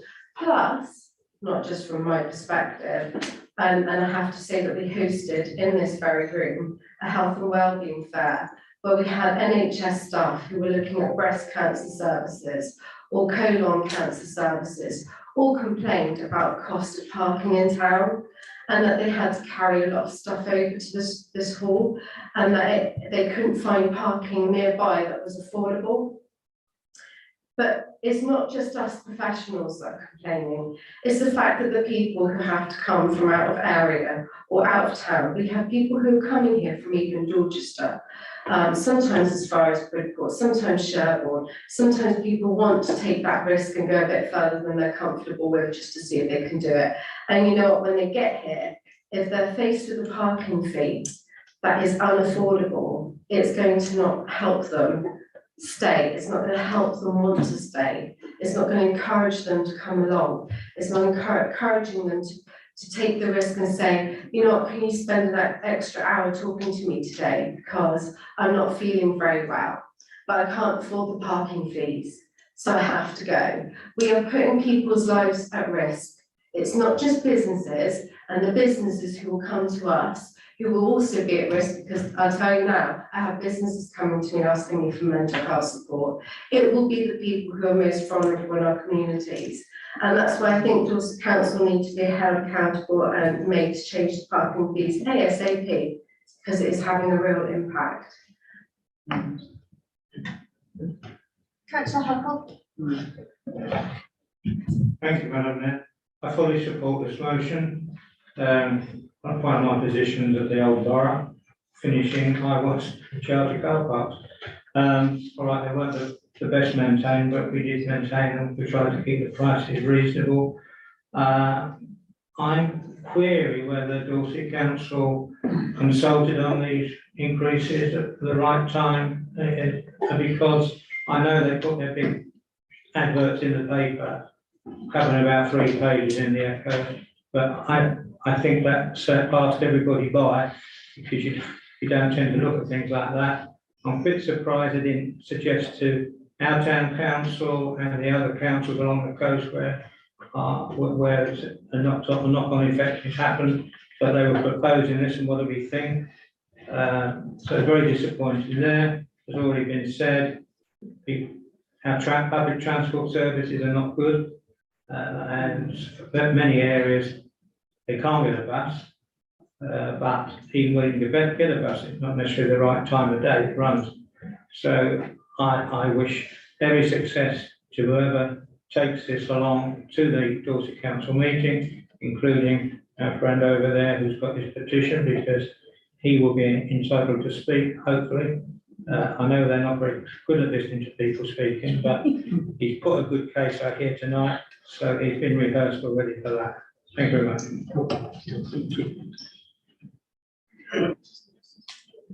Councillor Lambert. Yes, thank you, Madam Mayor. I'd like to thank Councillor Hope for bringing this to our attention and putting this motion forward. I did have some difficulties with some of the background information that was put in the reports, but I'm pleased to put that aside for now in the interest of supporting this motion. There are some difficulties over car parking and the climate and ecological emergency, and it's probably not appropriate to discuss those now. I look forward to another forum for that. The other thing that I would say is that I don't think that point number 5 goes far enough in terms of buses, but I think that the best way forward there is not to make any amendment now, but for those of us who are interested in the importance of this to bring a motion forward at a future date, because it's not just people who have got cars who have difficulty getting into the town centre, it's people who can't afford cars who have difficulties getting into the town centre because of the poor service or even complete lack of a service. So I would hope that we'll be able to bring something forward to a future meeting on that. In the meantime, I will be supporting this motion. Thank you. Thank you, Councillor Lambert. Councillor Orrell. Thank you, Madam Mayor. I'll be supporting this motion. I thank Councillor James for her kind suggestion of me representing the town. Which I wouldn't shy from, but I would actually welcome allies in this endeavour. I went to Cabinet yesterday, trying to plead for the social justice of charging the same across Dorset, and was firmly rebuffed. So if others were to join me, I'll use my Dorset councillor position at the same meeting to add weight to that. So a combined and larger approach would be great. I think this is a matter of social justice. This is the most deprived town in Dorset. People here are poorer, and the solutions that have been proposed to us, like people buying season tickets, well, you can only buy a season ticket if you've got enough money in your bank account to do that. If you're on the really only just managing, you can't stump up for a season ticket. And the same thing with the small car parks. Great if you know where they are, but they're small and anyone can use them. So at the peak times, they're going to be full. So those proposed solutions aren't solutions. It's still unfair that the poorest town in Dorset has the highest charges, while the rich and prosperous towns have 1/3 the price. So why should it cost more to go to the beach when you can go to see a castle in Sherborne at 1/3 the price? It's not right. It should be the same. So I support the motion. Thank you very much. Councillor Dickinson. Thank you very much, Madam Chair. I would just like to start this by saying I support this motion in principle, but I do wonder what our 8 Dorset councillors are doing. At the moment, I've only heard Councillor Orell, and I'm very grateful to him for going to the Cabinet, but what are the other 8 doing? Have you raised questions? What have you been doing? I mean, it's taken Mr. Duff to start a petition so that it takes notice from the Dorset councillor. I really support this, but I do wonder what our 8 have been doing. I don't know. They probably shout at me tonight and tell me what they have been doing. But in the motion, it says a named councillors to make representation on behalf of Weymouth Town Council. When the petition, surely we've got 8 people there already that should be shouting, we support this. To request that Dorset Council works with the bus operators to bring back the bus to the free car park. I'm hoping Councillor Harris, but there is a bus to the free car park and ride. No? No, the bus goes, it's the number 2 bus, and they just have to catch it as a normal bus. Yeah. And it doesn't actually go into the car park. You can't park and ride. No, and I agree with Councillor Lamb, but that is a totally, to me, a different issue with this. This is about people paying too much to park their car. But I will be supporting it. But I do ask, what have our 8 Dorset councillors been doing? Thank you very much. Councillor Dickinson, and then Councillor Bergman, Councillor Gray, and then Councillor Harris. Yes, thank you, Chair. I'm afraid the reality is that for far too long, councils up and down the country have seen car parking as the cash cow that brings in a lot of revenue, and I'm sure Councillor Hufford will remember as leader of the borough how much the borough earned from car parks, and it was a very substantial sum. I'm very much in favour of this motion, but I think it's going to be difficult to persuade Dorset Council to do so. I don't know what the revenues from car parks are in Dorset Council, and maybe Dorset councillors here will know what that is. And it would be very substantial, and I think it would be difficult to persuade them otherwise.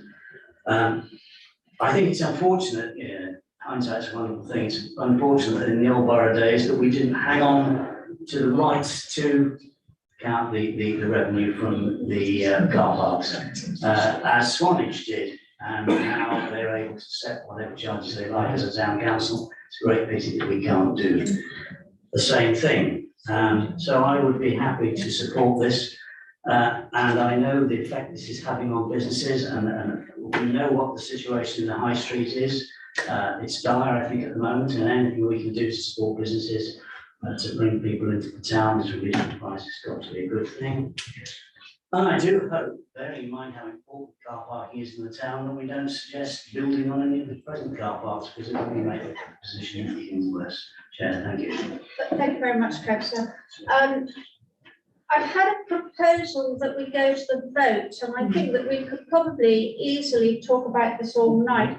I am going to ask the leader, Councillor Harris, to speak. I'm looking at the time. I'm going to give Councillor Harris, I will then go to Councillor Gray, and then I'm closing and going to the vote. Just need to sort out the names of the councillors. Yes. Yes. So we have Councillor Oral, but Councillor Oral has requested some help and support. I'd like, if I may, first of all, propose Councillor Hope joins Councillor Orell in being that extra councillor. That we were asked just now, what are 8 councillors doing? The decision was taken by the Cabinet to propose this increase in charges. The only Weymouth councillor on that Cabinet was a Conservative councillor who voted for the increase. So as far as the other councillors are concerned, they have raised issues at times, but they get no joy when it's a councillor, when it's a Cabinet decision in the way that they take decisions at Dorset Council. So that's the answer to the question that we were asked. So that's all I wanted to do. Thank you. Oh, there was one other thing. Sorry, yes. About the actual car parking, the reason that the council was unable to keep the car parks into Weymouth was not the problem caused by Weymouth and Portland Borough Council. The car parks were not owned by them in terms of the land was taken by Dorset Council at the time of the creation of the Dorset Council and the removal of the Weymouth and Portland Borough Council. I would like now to do that, Councillor Harris, that you will recall, Councillor Nicholson, that borough councillors fought long and hard to retain at least some of the car parks within Weymouth and Portland's ownership. But every step of the way, we were blocked on that decision, and the result is that all that income goes to Dorset Council. It does not come to Weymouth and Portland, although inevitably Weymouth gets the flak when there are increases of this sort. So it was not of our doing or of our making in any way at all. I'm going to go to Councillor Gray, and then I'd like to go to a vote, please. Thank you, Madam Mayor. I indeed, along with Councillor Orell, was at the Cabinet meeting yesterday and indeed asked a question about parking. My question was trying to supplement Councillor Orell's question about the unfairness of it, because to answer Councillor Nicholson's point, the shortfall in budget last year by car parks was 2.4 million. That's how much less they took in car park revenue against the budget. And I've been told that this year is down on that.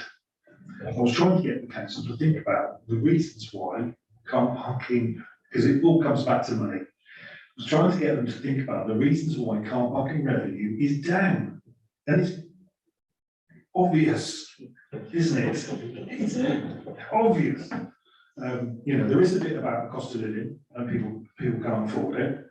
There is a bit about enforcement, there is a bit about the machines, but the overriding issue is the fact that they put it up 50%.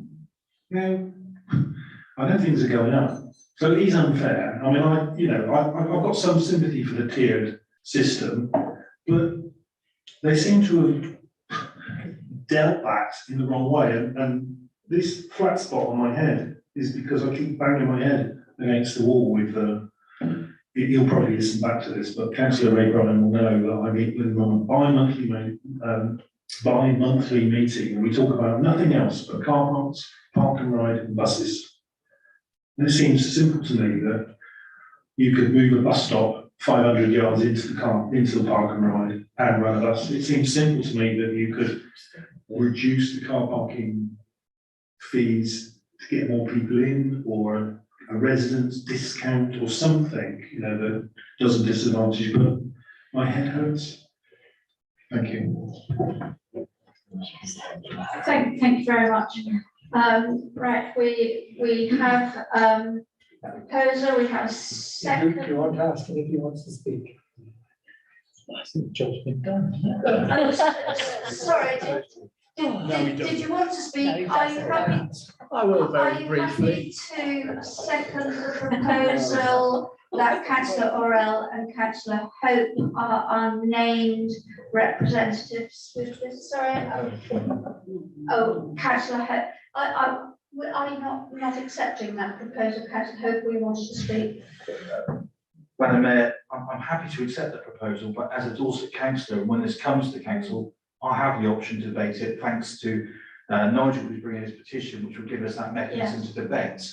So I do feel that it may be more beneficial that if a Weymouth Town councillor who's not a Dorset councillor was our representative, it won't mix that message from what I'm saying as a Dorset councillor, the same as Councillor Orell said. So maybe if our leader or deputy leader wanted to be our nominated official or somebody else. I'd like to ask if I could do that, please, since I went to the original meetings with Nigel. And I did deal with parking for over 9 years. Could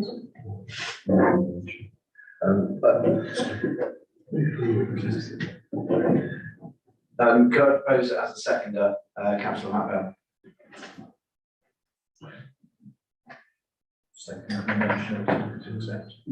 Are you happy to accept that? It will be an evening meeting, Councillor Bell, as full councils are evening. Can I propose myself, please?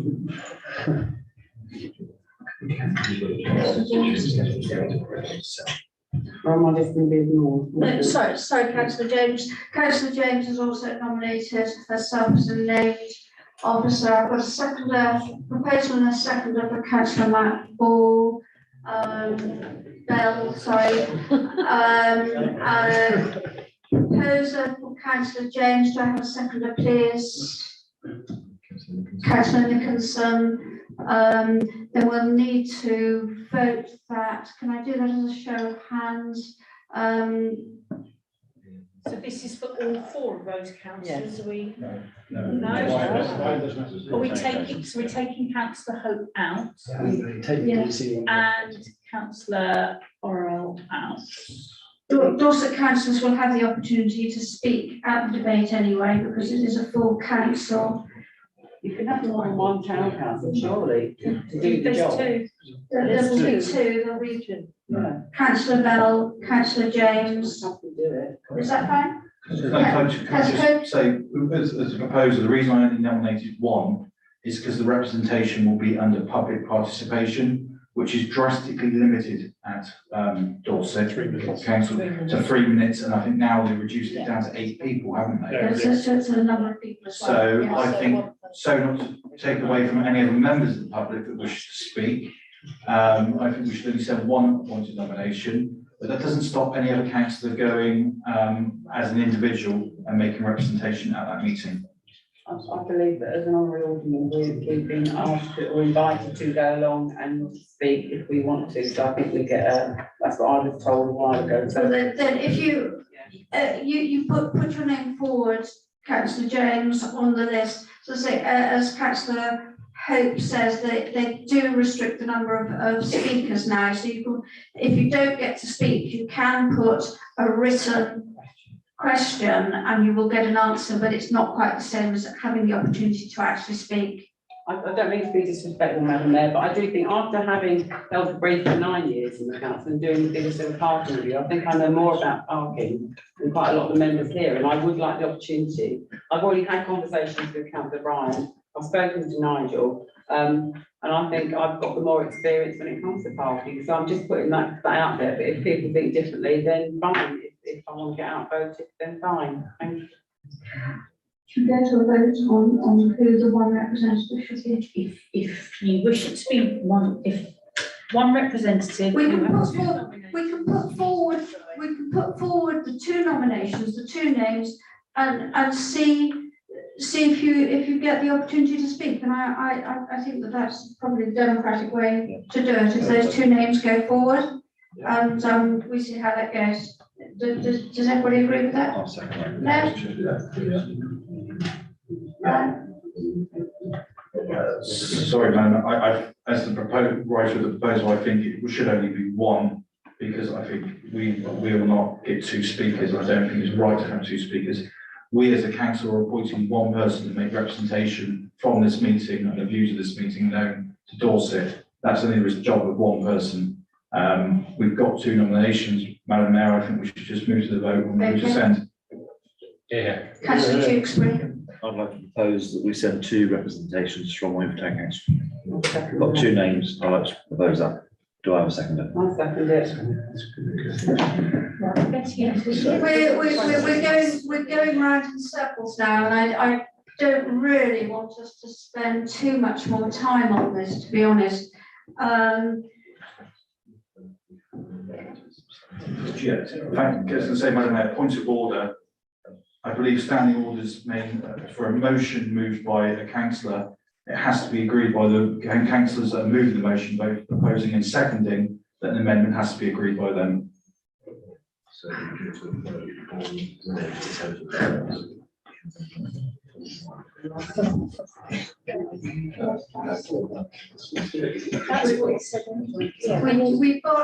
The substantive here is that there's one councillor.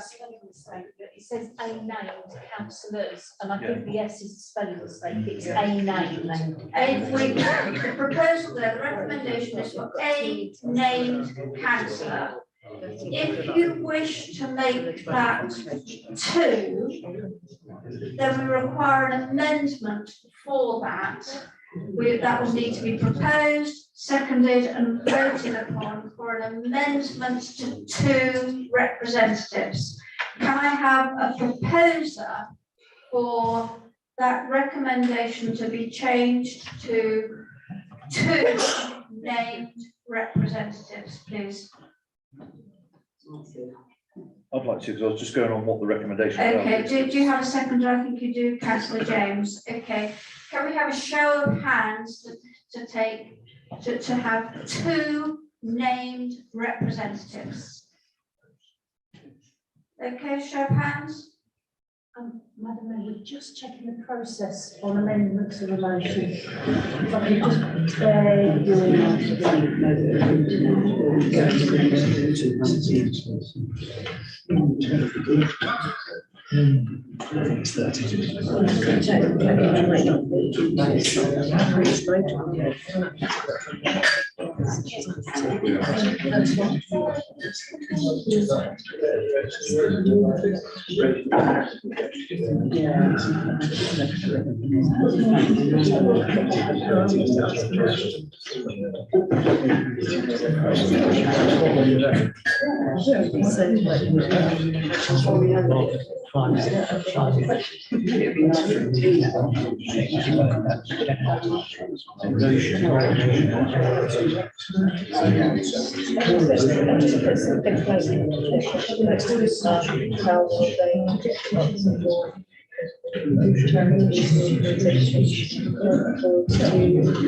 sorry, thank you for bearing with us while we check just the process on motions, and as far as our standing orders are concerned, amendments may be proposed to the proposed motion. So require a show of hands to have two named councillors representing Weymouth Town Council when this notice of motion goes to Dorset Council. Could I have a show of hands now, please? Do we have a proposal in a second? Yes, we do. Councillor Tewkesbury, seconded by Councillor James. Show of hands. 1, 2, 3, 4, 5. And against? 1, 2, 3, 4, 5, 6, 7, 8, 9, 10, 11, 12, 13, 14. And abstain? 1, 2, 3, 4. Right, so that, We're missing 2 votes somehow. Has anybody left the meeting without? Was abstentions 5? Yeah. That takes us to 24.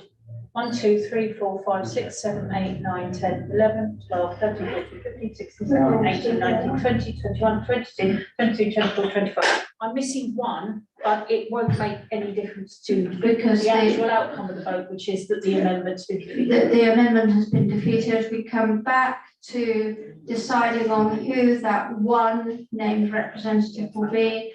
We have a proposer and seconder for Councillor Matt Bell. Can you just, sorry, Chair, could Councillor Bell, could I just have the proposer and the seconder for the records, please?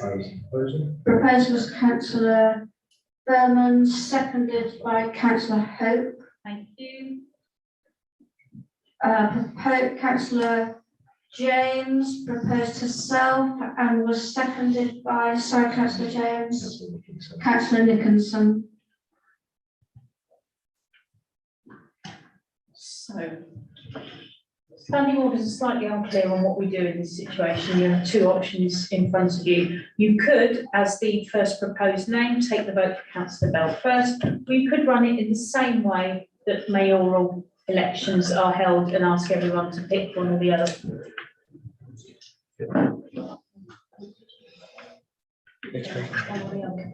Or neither, obviously. It's always an option.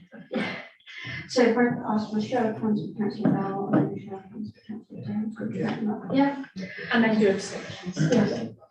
Right, I'd like to ask you to give me a show of hands for Councillor Bell as our named representative, please. 1, 2, 3, 4, 5, 6, 7, 8, 9, 10, 11, 12, 13, 14, 15, 16, 17, 18, which is a majority chair, but you may want to fulfill. Might be worth it.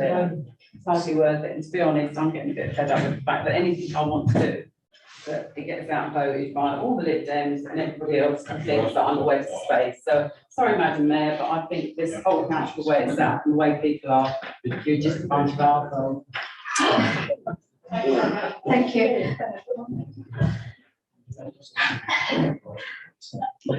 Right.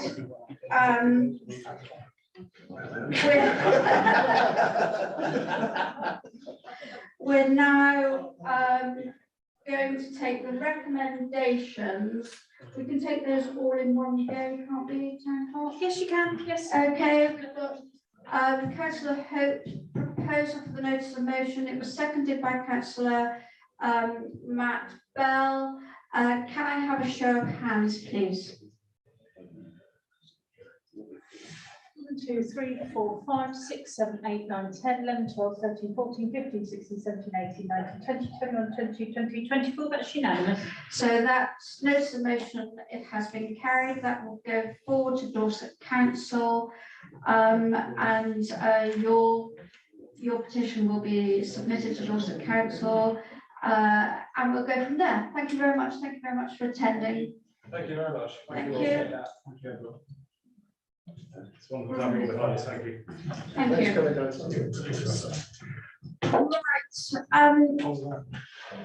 it's 9:15.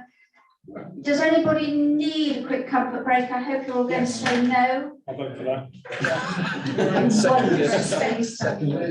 Suspend standing orders. All of them. No,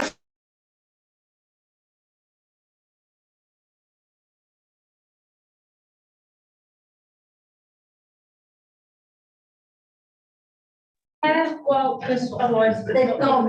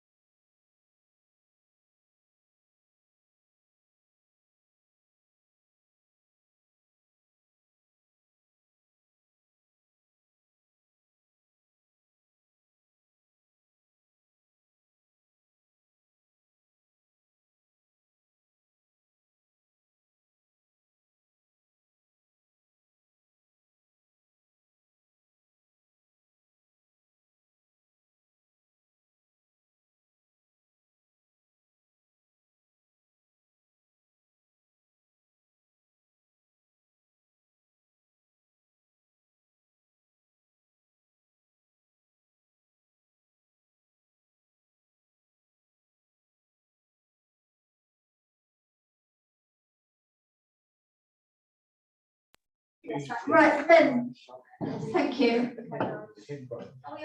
We are, thank you, Chair, yes. Item 13. Thank you, Madam Mayor.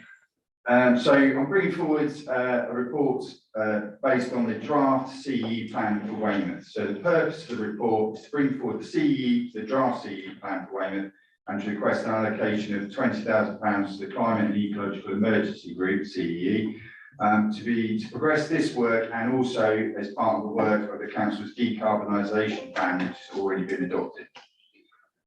In terms of background for the report, the plan went forward to the Finance and Governance Committee on the 7th of June, where members supported the plan and approved the request for £20,000 to the CE working group to deliver against the two plans, subject to the approval at the full Council and Services Committee. The plan, just briefly, is the decarbonisation plan covers scopes 1, 2 and 3, looking at the Council's emissions and its carbon footprint. And it is looking at reducing the climate impact across all the things we do as a council. And the new draft CE plan looks at widening that scope out to the community, businesses and the whole of Weymouth to reduce the climate and ecological impact across the town. The new plan is split into 3 categories. Category A, which is town council responsibility. Category B, which is partners, Dorset Council and others. And Category C, which looks at education and communication, raising awareness across the whole town. Within the plan, there's 12 priority actions, which is the 3rd section in the appendix that is attached to the report. And within that, that's what some of the £20,000 would be attributed to spend across the first year. And as I said, some of the £20,000 would continue the work, decarbonisation plan, and specifically looking at our leased properties and lessees, working in partnership with them to look at how we can reduce their carbon impact as part of our licensed assets. There's also important links with our Weymouth neighbourhood plan and cross-cutting objectives and policies that will come out of that. Also links with Dorset Council's climate emergency plan and the mission statements within there. And it will also, within the priority actions, help us prioritise across the 3 categories to push that work forward and categorise other actions for further years based on the work that's done in the first year. There's a real opportunity using the CE plan for Weymouth to actually be seen as a catalyst and to encourage widespread community action across the agenda. And also it will link with organisations such as CRAG, which we've also given a grant to recently at one of the Finance and Governance Committees, to really work on a grassroots level and get that message out and encourage action across the community. As well as the £20,000, there's an element of project officer work that will be needed to work up other elements of the plan which will come forward in subsequent years. And this will be split across the 2 project officers which are already accounted for in the council's budget, and across 2 days each, so 4 days a week in total.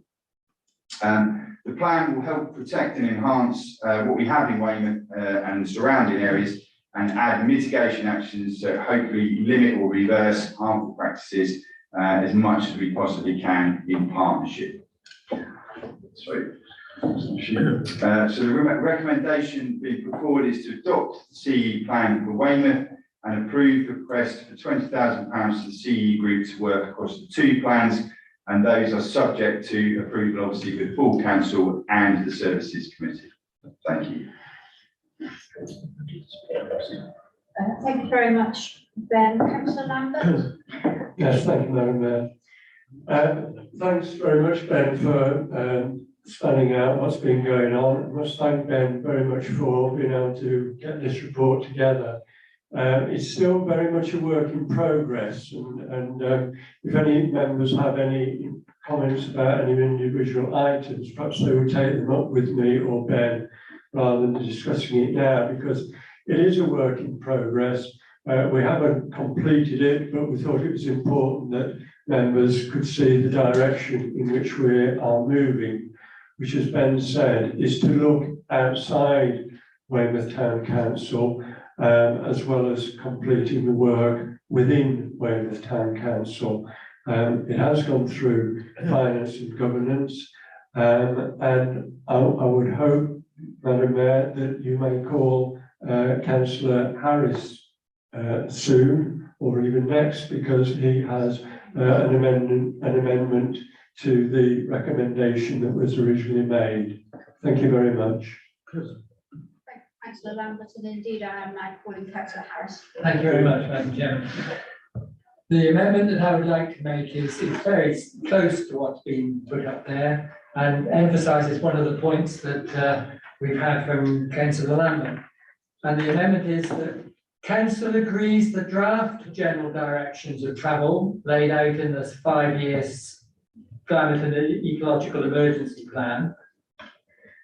It's important, it is a draft. We can't make the decisions for people in 4 years' time, 3 years' time. It will be a new council. So we're setting a draft plan in place and delegates the services committee to finalise the immediate priorities and costs for the present financial year. Because obviously there are some of the areas that we do want to do in the rest of the time that we have as a council. And we want funding and the strategy agreed by services at their next meeting on July the 3rd. Is it July the 3rd? 5th. July the 5th. So, shall I read that more slowly, Jane? Do you want? Sorry, yes, we just have a problem with the live stream. The full delegates the services committee to determine the Immediate priorities and costs for the present financial year.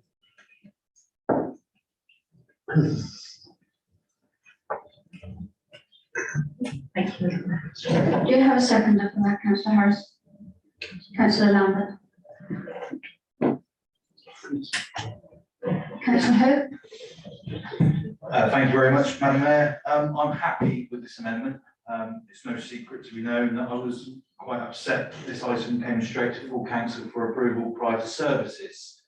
CE is a working group of services, so I'm very grateful to both Councillor Lambert and Harris for making this amendment to make sure that services can keep very much still a hand on the steer and ensure that the good work that the CE group are doing continues with this council. So I will be supporting the proposal put forward by Councillor Harris. Councillor Gray. Thank you, Madam Mayor. I like the mood music of this document. However, I'm looking for some reassurance because there's two words in this document that come up quite a lot. And whilst Ben has told us that 2 officers twice a week, so 4 days in total, it's quite officer time heavy. So I'm just looking for some reassurance that I know it's in the budget, but I just want to be confident that we don't project creep this and it goes across and we end up with 4 officers rather than 2 officers. And that's the first question. And the second question for the town club is, do we have those 2 officers split across 2? And can we keep it within those parameters? Because there's quite a lot of other activity going on in the council. I mean, whilst I support this, I wouldn't want it to be the only thing that we deliver. Thank you. Madam Mayor, if I could ask the Assistant Town Clerk to respond on those points, please. Thank you, Madam Mayor. We have recently increased capacity within the project officer team. So through increasing capacity and also with the way that the projects are currently moving forward. So for example, Bangor Park and Gardens will take up less time going forward. So that staff time has been planned and we have got capacity within the team for those 4 days. Are you happy with that, Councillor? I'm reassured. Thank you. Councillor Bergman? Thank you. Thank you, Madam Mayor. I do have a fundamental problem with this, and in that it's a decarbonisation and climate impact it's a global issue, and the way to tackle this is through knowledge, learning, understanding, and a changing culture. Not in small itty-bitty bits and waves, because that will make no difference whatsoever to climate change across the world.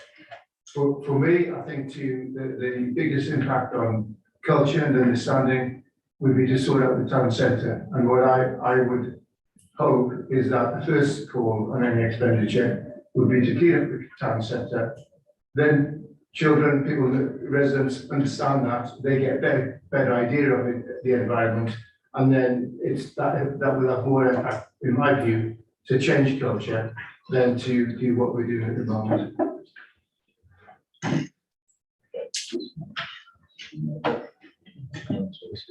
Is that anybody else wishing to speak? No, Councillor Nicholson. Can I just have a clarification with Councillor Harris about the this immediate work that needs doing? Could you just brief us? Basically, as the report that Ben spoke to, there is a lot of research that we need to do and communications that we have to improve and get the community to understand their part that they can play in this work. So that's why the officers are required. They will find out information in the 6 to 9 months that we've got left of this council, and then hopefully in the following council, there will be recommendations in which to carry out the research and the proposals that come up from the officer work that's going to be done in the next 9 months. So that fits in with what Councillor Gray was saying and responded by the Assistant Town Clerk, that the capacity will be 4 officer days, that will deliver a certain amount of this plan. It's a 5-year plan, but it's getting the research in place, finding out what can and can't be done more easily. I'd like to use this opportunity of slightly disagreeing with Councillor Bergman, because unless all people get involved, and that requires the education, requires the getting the whole community involved, then no, we won't solve the problems. But we can't change the people's minds in Venezuela or some other country, but we can do something about it in England. Thank you very much, Councillor Harris. Do I have anybody else wishing to speak? If not, I think I'd like a proposer for the recommendations proposed by Councillor Harris, seconded by Councillor Lambert. And I'd like a show of hands, please. Those in favour? 3, 4, 5, 6, 7, 8, 9, 10, 11, 12, 13, 14, 15, 16, 17, 18, 19, Chair. Those against? 1. And abstentions? 1, 2, 3. Thank you. Thank you very much. Thank you very much. So that recommendations are carried. Thank you very much indeed, Ben. Thank you for being so patient in waiting. And thank you for an excellent report.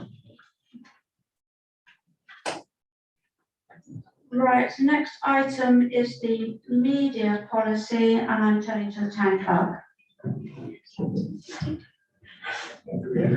Thank you, Madam Mayor. This item comes recommended to you from the Finance and Governance Committee. And we do have the Council's Communication Officer here. Should there be any questions on the draft policy? Do you want to come up and sit just in case?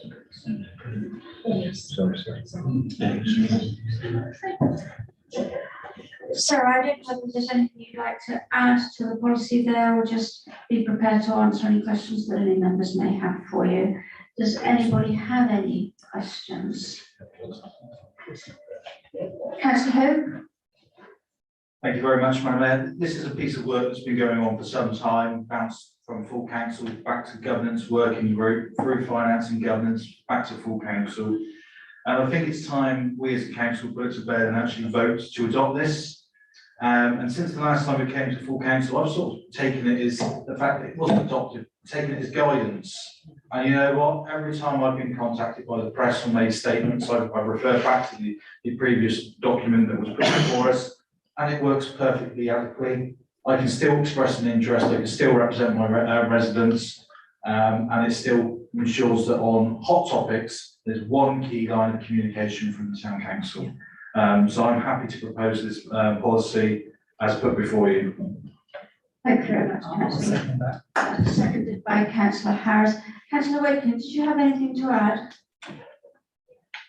Thank you, Madam Mayor. All I'll add, members, is the policy does say, if you wish to express a personal opinion, just make clear to the press, it is a personal opinion.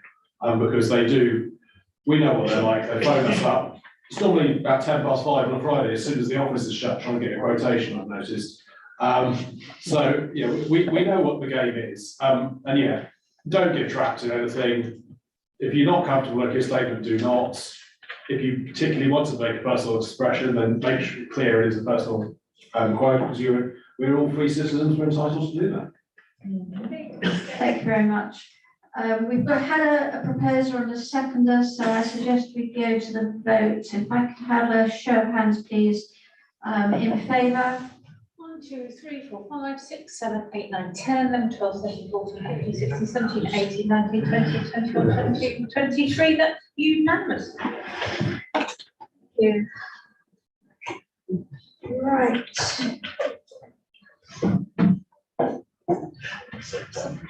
Annual review of strategic plan. Jane, is this you? This is me, yes. Thank you, Madam Mayor. Councillors, you will recall that we do have an agreed strategic plan. It's available on our website. The document in front of you today just contains the usual annual update with a picture of the new mayor, with the new mayor's name to it.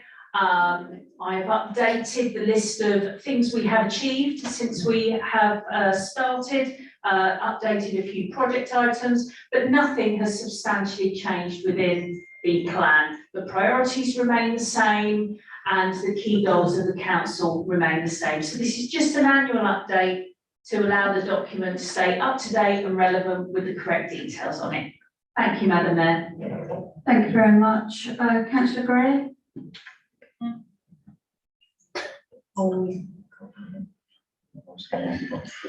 I wonder, Madam Mayor, given that we just voted through a CEE policy, whether this is about committee structure, whether the